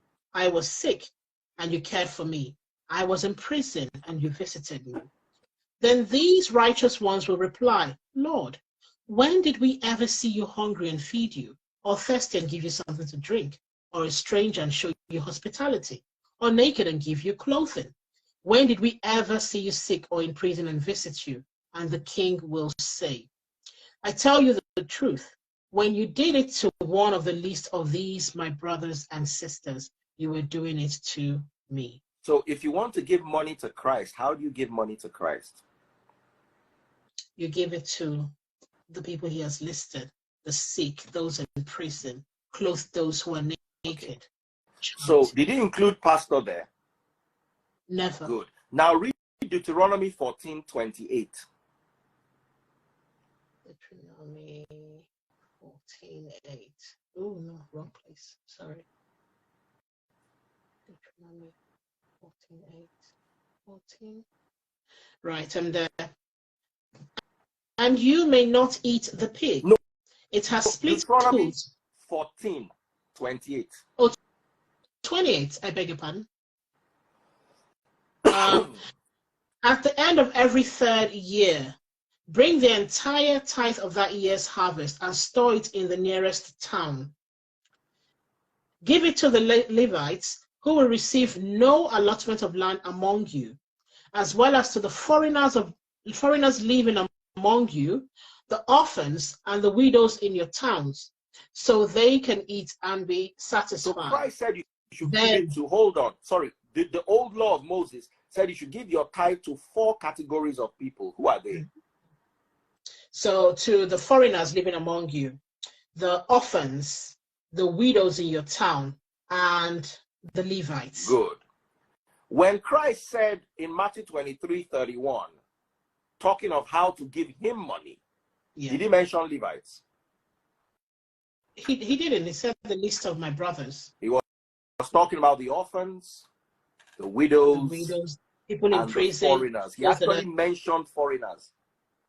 Strangers among you. Strangers among you. Very important. So, if you really want to give Christ your tithe, that nobody asked you to give him, how do you give it to him? Biblically. I make sure I give it biblically. I make sure I give it to the strangers amongst me, the naked, the widows, the orphans.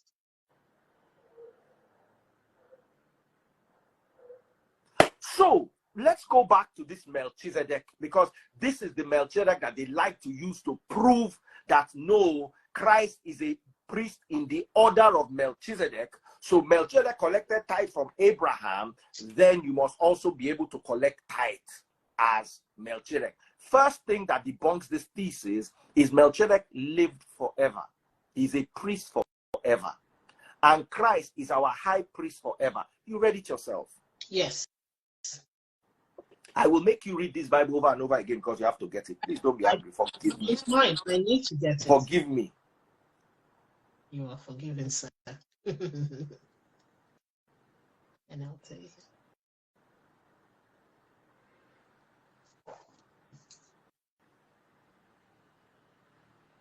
Hebrews chapter 6 verse 20. Hebrews chapter 6.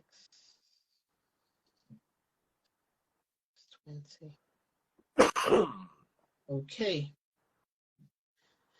Yahushua has already gone in there for us. He has become our eternal high priest in the order of Melchizedek. So he is like Melchizedek, but he is a high priest forever. Okay. Is your pastor a high priest forever? No. Good. Now let's understand Abraham and Melchizedek. Let's establish it properly so that there will be no doubts. Can you go with me to the book of Genesis chapter 13? We're reading from the NLT. All our Bible verses today were from the NLT.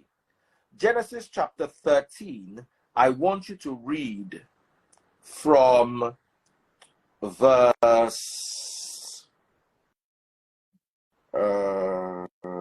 5. We're going to be jumping just to establish a few things. Verse 5. Right, so I'm there. Remy, 5. Please help me cue down Genesis chapter 14, NLT, just the whole page, just have it open. I'm coming to you. Oh yeah. Okay, 5. Lot, who was traveling from Abram. Oh, sorry. Lot, who was traveling with Abram, had also become very wealthy with flocks of sheep and goats, herds of cattle, and many tents. But the land could not support both Abram and Lot with all their flocks and herds living so close together. So disputes broke out between the herdsmen of Abram and Lot.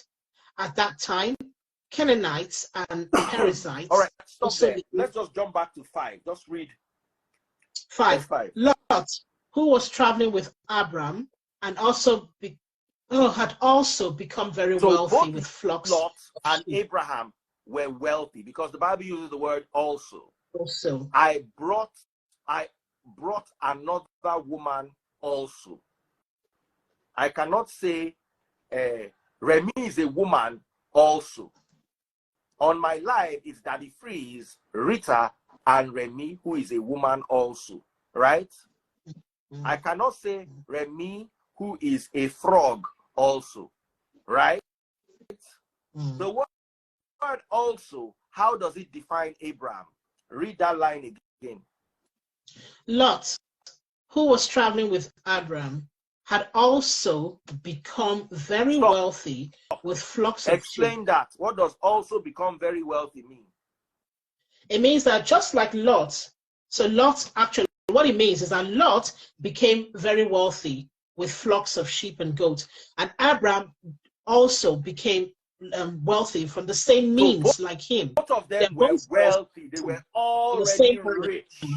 Yes, wealthy people. The Bible says it, not me. Did you see it there, Remy? Do you understand it, or do we go through it again? Okay. I do. So Lot was Abraham's nephew, and after a while, their herdsmen clashed and blah blah. Lot had to go his own way, and Abraham had to go his own way. Then I want us to read verse 14. Now, Remy, it's your turn. We're starting with verse 1. Right. About this time, war broke out in the region. King Amraphel of Babylonia, King Arioch of Elasa, King Kedoloma of Elam, and King Tidal of Goim fought against King Bera of Sodom, King Baasha of Gomorrah, King Shinab of Admah, King Shimeba of Zeboim, and the king of Bela, also called Zoar. Just remember all these plenty kings. Just remember all these plenty kings you are reading about, because I'm going to bring it up towards the end. So you shall saw all the plenty kings. Yes. Okay. So I want you to read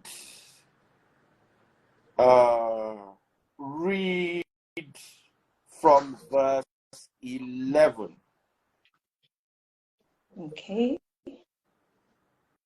The victorious invaders then plundered Sodom. Invaders? The victorious invaders. Who were they? Who were these victorious invaders? Plundered Sodom. This was Lot and Abraham.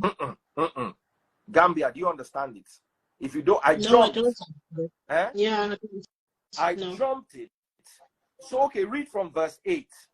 I don't want you to read plenty, so you now understand where we are going. But since you don't understand it, let's read from verse 8. The kings you were listing Thank before. you. So there was a war between the kings. But read verse 8 so you understand. The rebel kings of Sodom, Gomorrah, Admah, Zeboim, and Bela, also called Zoar, prepared for battle in the valley of the Dead Sea. The fought against the king Kedorlaomer of Elam, King Tidal of Goyim, King Amraphel of Babylonia, and King Arioch of Elasa. 4 kings against 5. All right. So Verse now, 10. if I now take you and I jump to verse 11, read verse 11. The victorious invaders then plundered Sodom and Gomorrah and headed for home, taking with them all the spoils of war and food supplies. Continue reading. Okay, verse 12. They also captured Lot, Abraham's nephew, who lived in Sodom, and carried off everything he owned. All right, so let me ask you a few questions. Comprehension passage. Right. Let's ask a few questions. Okay, so Lot was kidnapped, Abi. Yes. Who were the people that kidnapped him? The kings from Sodom and Gomorrah. Perfect. When Lot was kidnapped, he was a poor man, Abi. He was rich. The Bible says he was already wealthy before all this happened. Okay. So I just wanted to establish a few things so I know that we understand what we're reading. Now read from verse 13. But one of Lot's men escaped and reported everything to Abram, the Hebrew, who was living near the oak grove belonging to Mamre, the Amorite. Mamre and his relatives, Eshcol and Aner, were Abram's allies. Verse 14. When Abram heard that his nephew Lot had been captured, he mobilized 318 trained men who had been born into his household. Then he pursued Kedorlaomer's army until he caught up with them at Dan. 15. Then he divided his men and attacked during the night. Kedorlaomer's army fled, but Abram chased them as far as Hobah, north of Damascus. 16. Abram recovered all the goods that had been taken, and had brought back his nephew Lot with his possessions and all the women and other captives. 17. After Abram returned from his victory over Kedorlaomer and all his allies, the king of Sodom went out to meet him in the valley of Shavev, that is the king's valley. And Melchizedek, the king of Salem and a priest of God Most High, brought Abram some bread and wine. Verse 19. Melchizedek blessed Abram with his blessings. Blessed be Abram by God Most High, creator of heaven and earth. And blessed be God Most High, who has defeated your enemies for you. Then Abram gave Melchizedek a tenth of all the goods he had recovered. Stop. We are going to continue from there, but I want you to stop first. So let's now talk about Abraham's tenth or tithe to Melchizedek. So was Abraham already rich before this incident happened? He was very wealthy. Okay. So what did Abraham tithe from? Did he tithe from his monthly salary? Did he tithe from his farm? What did he tithe from? I want you, Rita, to cue me down Hebrews chapter 7, verse 1. So, Remy, I'm asking you this question. What? It was from the spoils of war. From the spoils of war. Now, God bless you. Rita, I need Hebrews chapter 7, verse 1. I'm there already. Read it to me. This Melchizedek was king of the city of Salem and also a priest of God Most High. When Abraham was returning home after winning a great battle against the kings, Now, Melchizedek... let us stop. The Bible plays it down. It says a great battle against the king, just so that it will look nice. Let me read it for you in Greek. The Greek uses the word kopesh ton basilion. Basilion is kings. Kopesh is slaughter.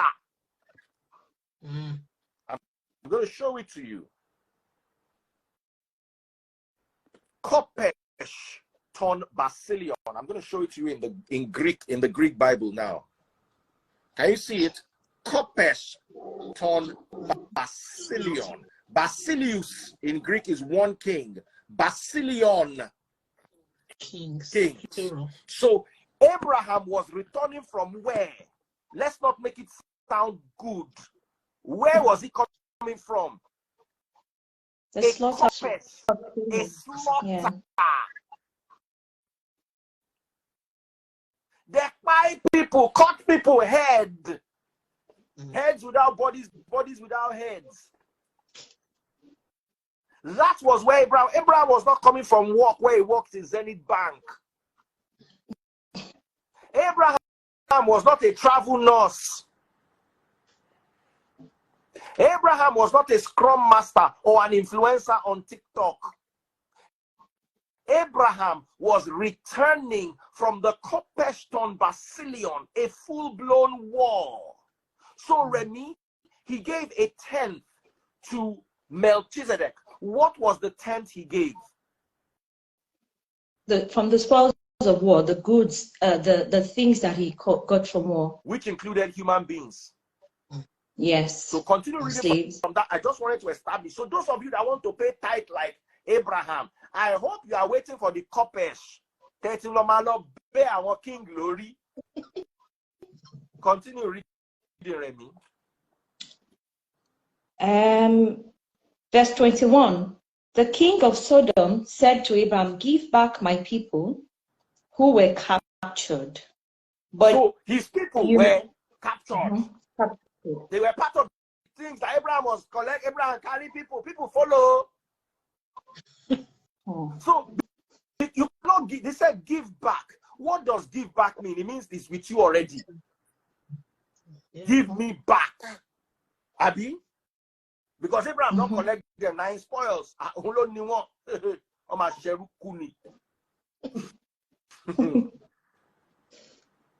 Somebody said God is about revelation. Shut up. God does not reveal himself to fools and thieves. God is about the truth. What I'm preaching to you, you cannot debunk it. Stop talking about stupid revelations that your pastors are using to defraud foolish people like your mother.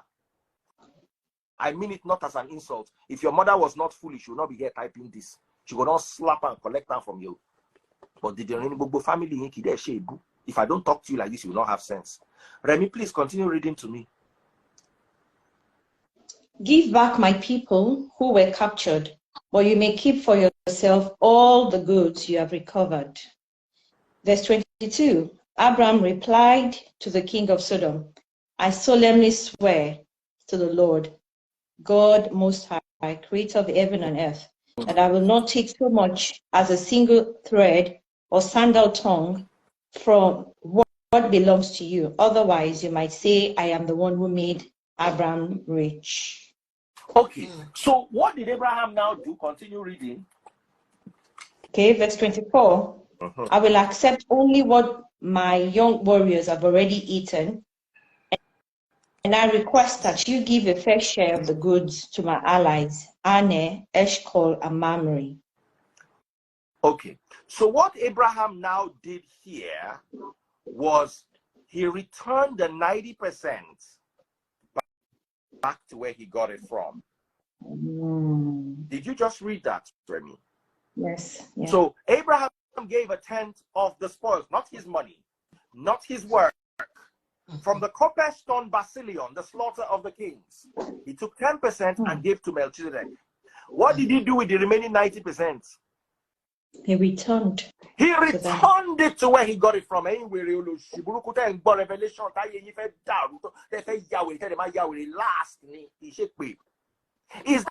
that what you do with your Zenith Bank salary when you give it to your Yahoo pastor that calls himself Melchizedek? Do you return the money back to your office? If you want to tithe like Abraham, please, first of all, you have to go to a battle. When you are coming from the battle, you bring the spoils, what you got from that battle, you will tithe. And once you tithe like Abraham in honor to Melchizedek, you must return the rest. Abraham did not keep anything, no. He returned it. You want to tithe honor like Abraham, give him Melchizedek. Abraham that was rich before, from the previous chapter. Now separate with Lot so that their headsmen no go they fight. Now make them go capture Lot. Well, you will sit down and read this book, carrying it up and down on your head. If you know why his pastor go use you trop, no be downgrade. So I want you to read. Let's quickly touch on.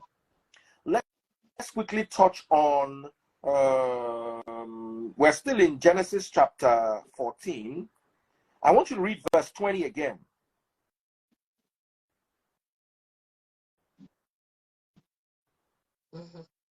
Yes. Remy? I think, no, verse 19. No, 18. Okay, verse 19, verse 18.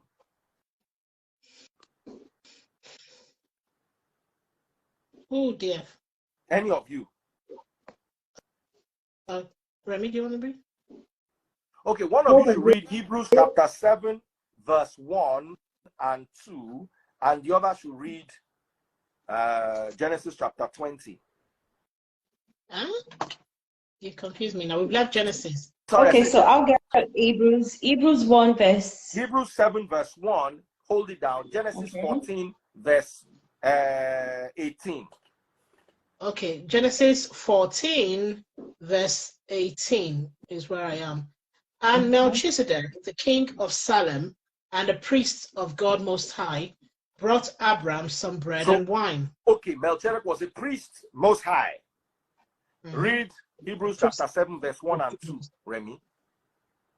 This Melchizedek was king of the city of Salem and also a priest of God Most High.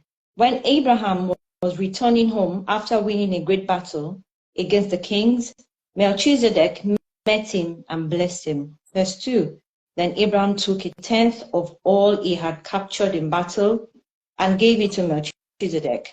The name Melchizedek means king of justice, and king of Salem means king of peace. Verse 4. Verse 4, sorry, consider them. Sorry, verse 3. You've not read verse 3. Right. There is no record of his father or mother or any of his ancestors, no beginning or end to his life. He remains a priest forever, resembling the Son of God. Resembling the Son of God. A priest forever. So, if we want to tithe like Abraham, we are now going to tithe like Abraham did to a priest who is a priest forever, who has no father and mother, who has no beginning and has no end. Your pastor not get mama. Your pastor not get papa. Him no go get grave. Let's stop this foolishness. Now, we also need to understand, sorry, before I get to you, so I don't forget this line of thought. We also need to understand the blessings of Abraham. There is the generic Abrahamic blessing in Genesis chapter 12, where Abraham and all his descendants, Jews, Muslims, everyone, they all came through Abraham, were blessed. That's called the generic Abrahamic blessing. And then there is the specific Abrahamic blessing that he had his name changed in Genesis chapter 17, where he now became Abraham and he was given the promise of Isaac. That was a specific Abrahamic promise that had to do with us Christians. When Abraham met Melchizedek, he was still under the generic Muslims, they in loins. Everybody, Ishmael was born in Genesis 16. And Isaac, because if you read Genesis chapter 17 from verse 1, Abraham asked God, is it going to be Ishmael? And God said, no, another son is coming. And that's when God entered a specific covenant. So you cannot have a covenant that is before the specific Abrahamic covenant for us as an establishment of the covenant of Abraham. I worry with that analogy. It is dead on arrival. And so is the analogy that you pay salary as tithe according to, wait till they call them, the honor of Abraham and Melchizedek. You will only lead yourself into more and more confusion. Foolishness.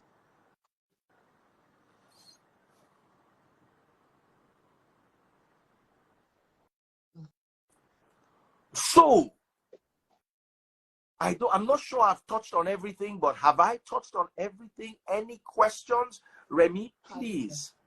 Any question right here? Explain if there's any question at all regarding tithe. Ask it in the comment section. Thank you so much, those of you who really supported me. Big shout out to everybody who bought me money guns. Unapologetically Titan sent me 3. House of Gold sent me 3. Angela sent me 2. And Cornerstone sent me 1. Big shout out to my #1 gifter, Money Gun, always, and Unapologetically Titan. Big shout out to you, my darling sister. I love you loads. #2, I've got House of Gold. Love you, bro. Was I able to answer your question? Please ask again if you are unsure. So, let's go. Deuteronomy 14:28. We've read it 3 or 4 times. You are just joining us. Go and watch the video from the beginning. All right. Any question? Who is Abraham? Abraham is the father of faith for 3 religions: Judaism, Christianity, and Islam, in that chronological order. Any more questions? So that phrase, Adorable Diva said that you should talk about offering. So is it okay to go to church and give offerings? It is absolutely okay, but what was done with the offering is the question. Offering in church was not used to build bigger churches. Offering was shared among the poor. I want you to quickly go to Acts chapter 4 and read from verse 32. While one of you pick Acts chapter 4, the other one pick Acts chapter 2. I'll go for 2. All right, you Acts go for 2, you go for 4. Whoever gets there first, fastest fingers. Acts 4:32. Yes, okay, you are there. Read. All the believers were united in heart and mind, and they felt that what they owned was not their own, so they shared everything they had. 33. The apostles testified powerfully to the resurrection of the Lord Jesus, of Christ, and God's great blessing was upon them. 34. There were no needy people among them, because those who owned land or houses would sell them. 35. And bring the money to the apostles to give to those in need. 36. For instance, there was Joseph, the one the apostles nicknamed Barnabas, which means son of encouragement. He was from the tribe of Levi and came from the island of Cyprus. He sold a field he owned and brought the money to the apostles. All right, fine. Perfectly okay. So when the money was brought to the apostles, what did the apostles do with this money that was brought to them? They shared with the needy, and there was no needy amongst them. Okay. Rita, do you have any question? For that? No, not for that one. Okay. I have for something else. All right. So I want you to read, since you are in Acts chapter 2, I want you to please read Acts chapter 2, verse 44. 44. Yes. Okay. Can you hear me clearly? Yes, we can. All right. I read. And all the believers met together in one place and shared everything they had. They sold their property and possessions and shared the money with those in need.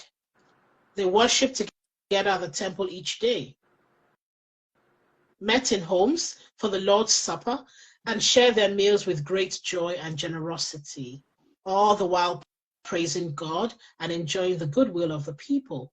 And each day, the Lord added to their fellowship those who were being saved. Okay, so the question now is, from your reading and understanding, where does the offering go? To the needy, those who don't have. Among them. So your offering is not used to, the apostles did not use it to build temples. They did not use it to build bigger churches. They distributed it to those who had need. That's one of the reasons why we don't collect offering in the Free Nation. We never finish a service and say offering time. No. Because as long as I cannot distribute it evenly to those who have need, I just stay away from it so I don't enter trouble. All right. More questions, please. May I pull us back a little? Okay. When you were talking about Melchizedek, when you explained this part, you said people always, the reason why you even talked about it is that people always use it as an excuse, an example, that they want to tithe like how Abraham tithed to Melchizedek and all. I didn't even know that was what they used to do. But you see, I actually don't even agree that that is tithing in the nature of the tithing we were talking about earlier on. What it seems to me is that tithing anyway was a culture, is a tradition of the people back then. It's something that they did to show whatever it is, to give back, to give gratitude, to thanksgiving and all that, to receive their blessings, whatever it was. So this particular one, him going to war, that Moses, of course, going for this, what did you call the word? Whatever it was. The context called Basilium, the slaughter of the kings. Yeah. So when he got those spoils of war, and he decided to give 1/10 of it to Melchizedek and receive his blessing, I refuse in my mind to say that this is the same thing that the Pharisees and the preachers of the law, of the religion, were also doing when they were actually bringing it to God's house, putting and feeding the orphans and the rest. I don't think that is the same thing. Abraham is not seeking to feed the orphans and the widows and give to those who don't have. This is actually just an example of the tradition probably that was existing in their land back there, where people tend to give to their, just like we used to do to our fathers, because there's this tradition we also have. Somebody asked a question on TikTok. He said, did Abraham pay tithe again to Melchizedek? And that's the $1 million question. How do you fashion out a religion out of something that happened once, not from Abraham's income, not from Abraham's personal wealth, but from an instance, a slaughter of the kings? And remember, Melchizedek said to him, "Blessed be Abraham, God has won your battle." So Abraham was coming from a battle, a slaughter, a one-off. How does a one-off turn into a monthly thing? Somebody here is saying, how many poor people you don't help? The Free Nation in Christ currently has 2 blind people that we saw through university. The first one has graduated. The second one is graduating now. 2 blind boys. We feed the poor monthly. During COVID, the Free Nation in Christ was the only church that for the entire duration of COVID fed our members. We gave our members 5,000 naira every Monday morning for 8 weeks, the entire duration of the COVID lockdown, when people could not work. Every Monday morning, we gave 5,000 naira. I personally sourced the money. Few people contributed, but I know my friends, one of them is late, that help with that money that we were giving out every single Monday for 8 weeks. Our church members who are suffering, we attend to their problems. I've paid for surgeries for Free Nation members. I've paid hospital bills. We as a church have done so much, even invested in businesses, raised funds for businesses. Currently there's a woman on scholarship from the Free Nation in Christ attending Range Rover Doctors School, where you learn how to be a luxury car mechanic. I brought her live. You guys saw her. So yes. How many people you don't help? Unique. You not get sense. Your papa not get sense. Una not get sense. I no go rapture you. To reach out my hand to begin they block you. Na hard work. Block yourself. Unique for that statement. You should give to the poor this week. You should give to the poor this week. We all try, you know. Nobody has done it enough, but we all try. So some people might think that not paying tithe could mean that they're not righteous, or that they don't have, or they don't know God. How did Abraham manage to be God's friend all those years before he went to battle and he didn't pay tithe? How did David manage? God entered a personal covenant with Abraham in Genesis chapter 17, where Isaac was now born. Joseph didn't pay tithe when he became prime minister. 3 straight hours. I've been talking for almost 3 straight hours. I'm exhausted, and I still want to come back a little later. So let's run our questions quickly so I don't burn out, because we still have service tomorrow. And I'm going to be talking for at least 2 hours. I thank God. Dear, when you post. Yes. Sir? Go ahead. Please, when you post this, even if you want to, I mean, I'm not going to tell you how to post it, but please, even if you're going to post it as a one video, do you mind breaking it? As in, this deserves to be posted multiple times. This episode is, don't waste it. You can download it from Instagram. And somebody needs to actually sit down and break it. I don't have the energy. I wish I have somebody. I'll see if I can ask. There's someone who does. Okay. I'll get back to you. I'll be so grateful. I don't do my own parts. I'm about to just fall on my bed and sleep. I'm exhausted. So any question, please, guys. I don't want you to not ask questions. What are your questions? Please ask. What are your questions?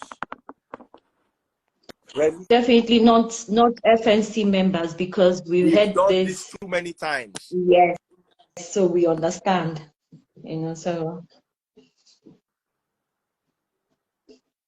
Instagram will allow you. I'll send you a software you can use to download. Instagram will definitely allow you. All right. So any other question? TikTok, YouTube, any other place you guys are at, I don't mind answering your questions.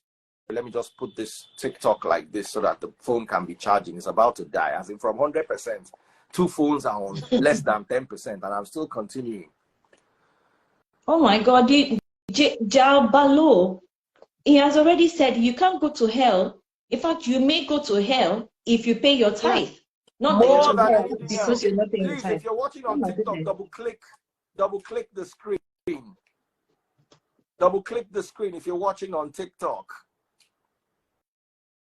So, all of you who have bought my stars and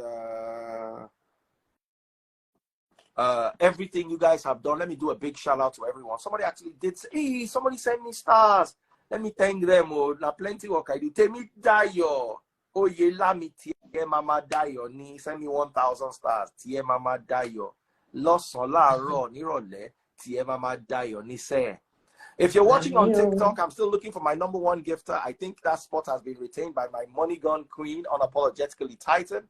And my #2 is Angel Harry 02. God bless you, my beautiful, lovely sister. Thank you so much. Temidayo, thank you. So if you're watching on YouTube, remember to send the super chat, super stickers, whatever else it is. I've done this so many times. You guys took 3 hours of my time, 2 hours, The 45 video, minutes. share. 2 hours, 45 minutes. You It. burnt me out teaching something I've taught every year. I teach it like once or twice for the But the last way 7 you taught it today, DFT, today's one is different. Today's one is different. The way you just put it back to back, you know, bam, bam, just like that. I used to read the Bible, so I will burn out because only me they read the Bible. Only me. So, but as you they read the Bible, I can catch my breath for 2 or 3 seconds, then continue. One day we should have a preacher-thon. Hey, I can't wait. I'll bring Ebiri. By the way, congratulations, Ebiri. Congratulations on your engagement, Ebiri. And Big Pen. And Big Yes, Pen. Love you guys. Nation wedding, loading. Please, everybody else, if you're watching me on TikTok, double click the screen and send me those money guns. I'm still looking for my #1 gifter. Double click the screen. 36,000 likes. You guys have really tried. You guys have really tried. Any more question? What's my brother's name? The guy that bought me TikTok Universe. First person to ever buy me a TikTok Universe. House of Gold. House of Gold. Thank you. Have I answered your question? I will answer your question, Baba. No worry. I work for you. You are my employer. Oh yeah, oh yeah, oh yeah, oh yeah. Any more questions? Any question? I will answer. Oh yeah, oh yeah, oh yeah. How does anyone become a member of the Free Nation in Christ? Just join us for our services. We also gist. We are a church community that doesn't do only church things. We gist, we talk about things, and we grow together as a family. Ada Blessing, are you here, my darling? I seem to have not seen Ada today. I saw her passing by. She said she's cooking. She's in the kitchen. Her passing along the lines, not having much of our time today. No problem. Echo chamber. Okay. So thank you so much. Someone said I'm so exhausted too. That's Olasukomi or Motosho. Thank you guys so much. Thank you guys. And all of you who bought my money guns, all of you who sent me gifts, all of you who became my top gifters. I appreciate you guys. Please keep sending those gifts. It's not easy to do this for 3 hours. It's not normally I would even lock my comment section anytime I want to preach, but I said today, because I've preached this thing too many times. Anybody who wants to buy money, go make their buy. Unapologetically Titan. God bless you. Any question you have, there's no question. I don't believe there's any issue raised regarding tithing that I did not address. Yes, I have 12 minutes before it becomes exactly 3 hours. It's 2 hours 48 minutes. Okay. Chinda asked a question. What question is your question? He says, I asked a question. Okay, I didn't see that. He frees. Please, what verse did the Bible talk about equality when giving? You mentioned it some time ago. Equality when giving. I don't remember that. Oh. No, when you said, maybe you should refer to when you said, since you cannot divide it equally. You remember when you give to the needy, so that there'll be no needy amongst us. Yes. So that everyone has. Yes. So because I'm not able to, it was shared equally. That's Acts chapter 4 verse 32 and 33. Yeah, I didn't quite say it that way, but Acts chapter 4 verse 32 and 33. I hope that answers your question. Go to freenationchurch.org. That's our website, freenationchurch.org. Kelvin Katz, Ifeolua, I've answered your question. Any more questions? We have 11 more minutes. At exactly 3 hours, I will shut the live down. Please keep double-clicking my screen or double-click the screen if you're watching on TikTok. Hi, Remy. Hi, Rita. Any more questions? Maybe there's somebody here who has a question. Let me just bring somebody live. I have 11 more minutes. I have 11 more minutes, so I can just use this as an all right, Peter, very quickly ask your question. Let me remove you so I can bring somebody else. Is it quick? We don't have time for us to be your internet no good. I think it's actually my internet too now. Yours is going a bit. All the internets. Okay, but his own is particularly bad. So let me remove him. Anybody else? Anybody else? Real quick question. No one is robbing God. Someone said, free some. It says, so what does robbing God mean? You're not robbing God. Nobody is robbing God. It's Cannot. an Old Testament verse that carries a curse of which you have not done 2% of what you are supposed to do to avoid that curse. That is why we came to God. Read Galatians chapter 5, verse 1 to 4. Any one of you, Galatians chapter 5, verse 1 to 4. Very quickly, that will attend to some of the... Does the Bible say you should give your first harvest? It does in the Old Testament. There is nowhere in the New Testament where Gentiles... Now, Gentiles, according to the law, very good. What are you reading? Galatians 5. Okay. Gambia, Acts chapter 15. Acts 15. All right, sir. Open. Should I read? Yes. So Christ has truly set us free. Now make sure that you stay free and don't get tied up again in slavery to the law. Verse 2. Listen, I, Paul, tell you this. If you are counting on circumcision to make you right with God, then Christ will be of no benefit to you. Verse 3. I'll say it again. If you are trying to find favor with God by being circumcised, you must obey every regulation in the whole law of Moses. For if you're trying to make yourselves right with God by keeping the law, you have been cut off from Christ. You are falling away from God's grace. But we will live by the Spirit. It's okay. So when you pay tithe, it's foolishness, it's sin, it's useless, it's weak. You fall from God's grace. You are under a curse. You are bewitched. These are the words the Bible used to talk about those who are bringing back the old system of law. Now, I want you to read Acts chapter 15 from verse 19. This is James after the conflict was brought to him by Paul and Barnabas and the rest of the preachers from Judea who were arguing over the validity of the law of Moses.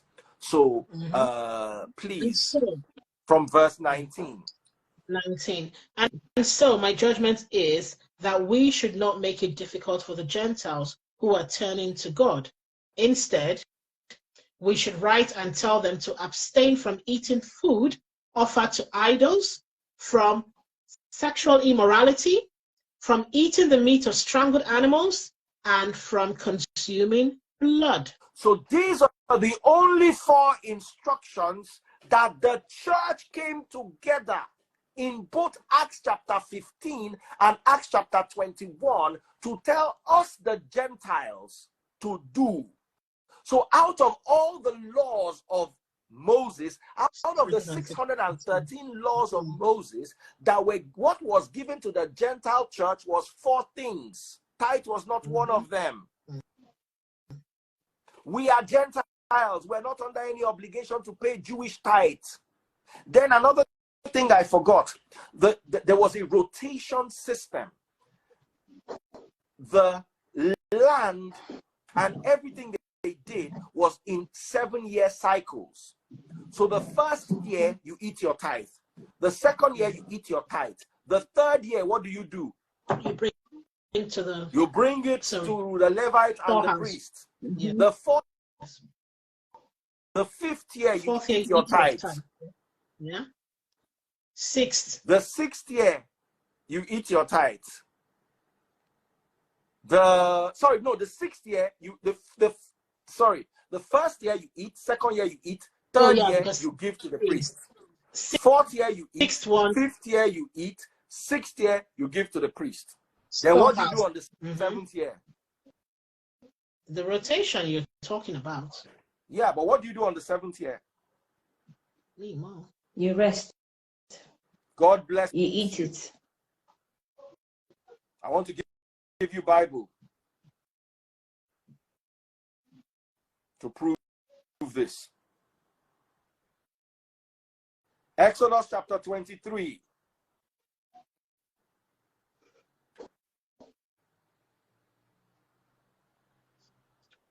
Verse 11.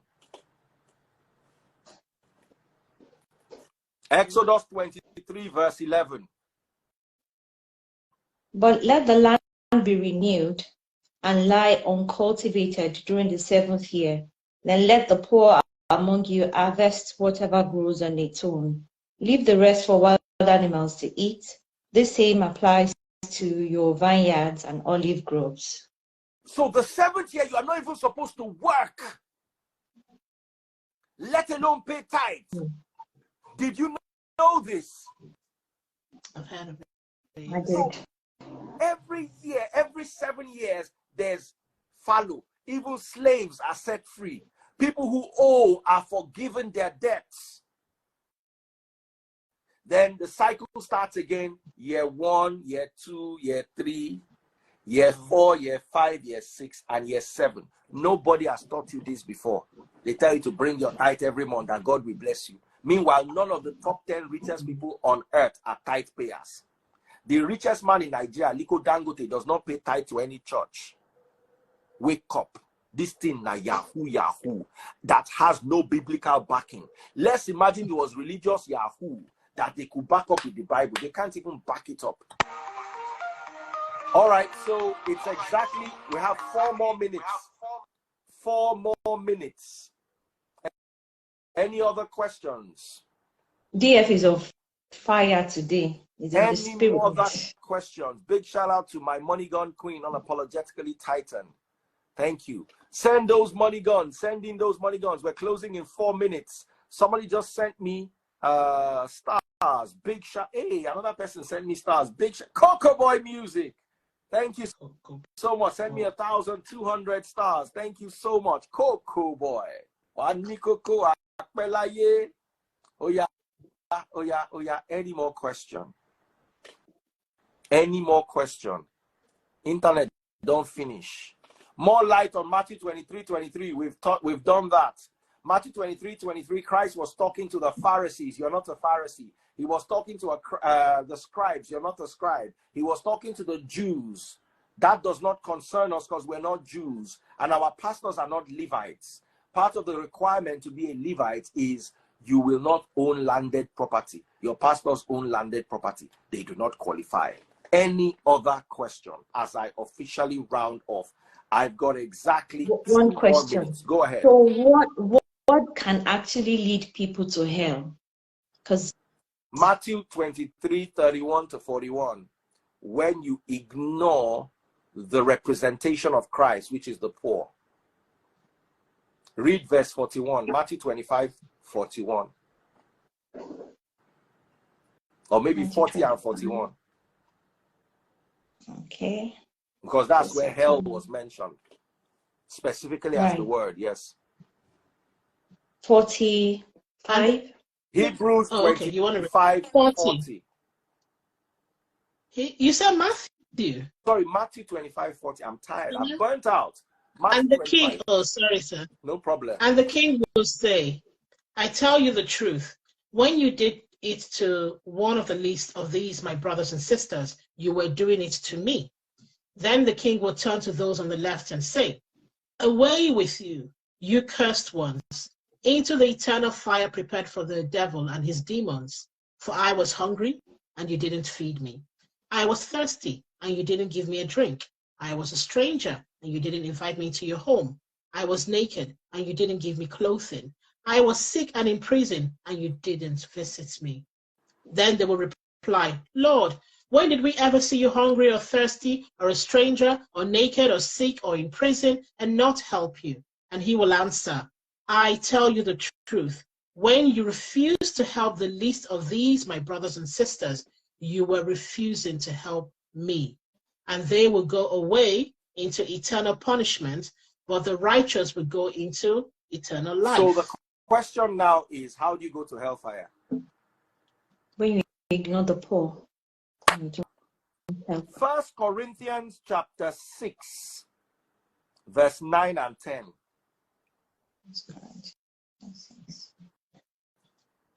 So it's another way to go to hellfire. 1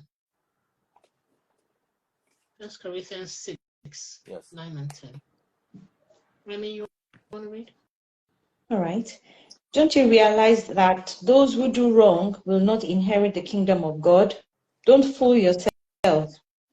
Don't fool yourselves. Those who indulge in dash sin, or who worship idols, or commit adultery, or are male prostitutes, or practice homosexuality, or are thieves, or greedy people, or drunkards, or abusive, or cheat people, none of this will inherit the kingdom of So God. here's Verse another 11. instance of the kind of people that will not inherit the kingdom of God.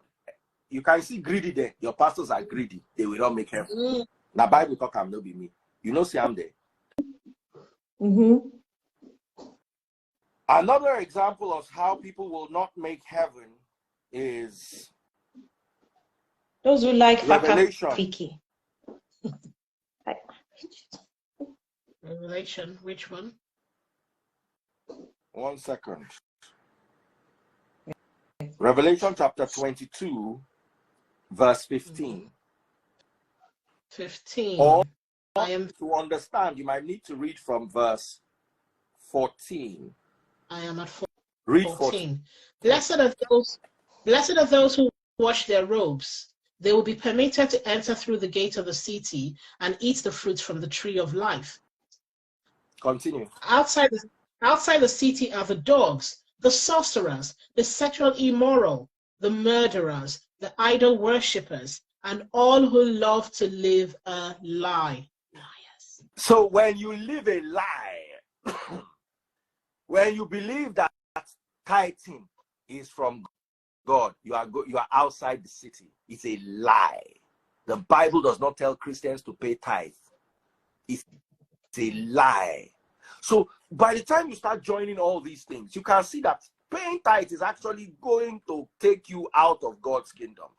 When you live a lie, 99% of Nigerian church doctrines are lies. How witches affected I'm tired. 3 hours and 2 minutes. The longest I've been live in a long time. I hope this was worth something to someone. Thank you, all of you who sent me your gift. I appreciate you. Somebody asked me for my account number. I gave them my account number. They did not send any gift. It's no problem. I will not fight you. I still love you nonetheless. Thank you so much. We meet in church tomorrow. Gambia, are you going to be available? I'm available, boss. I know Remy won't. Tomorrow. Remy, where are you going? I'm unavailable.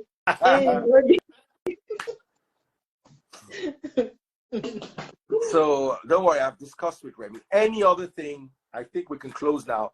Thank you, all of you on TikTok. God bless you. I love you guys. You guys are amazing people. Thank you for all the gifts and the love. Thank you, all of you guys. All of you on Facebook, YouTube, Instagram. God bless you. I've been charging my phones just to stay on with this dead and dusty charger because the batteries were all dying. So take care. God bless. I hope this works. Bye, everybody. I'll see you Bye-bye. tomorrow in church. Take care. Thank you, boss. Thank you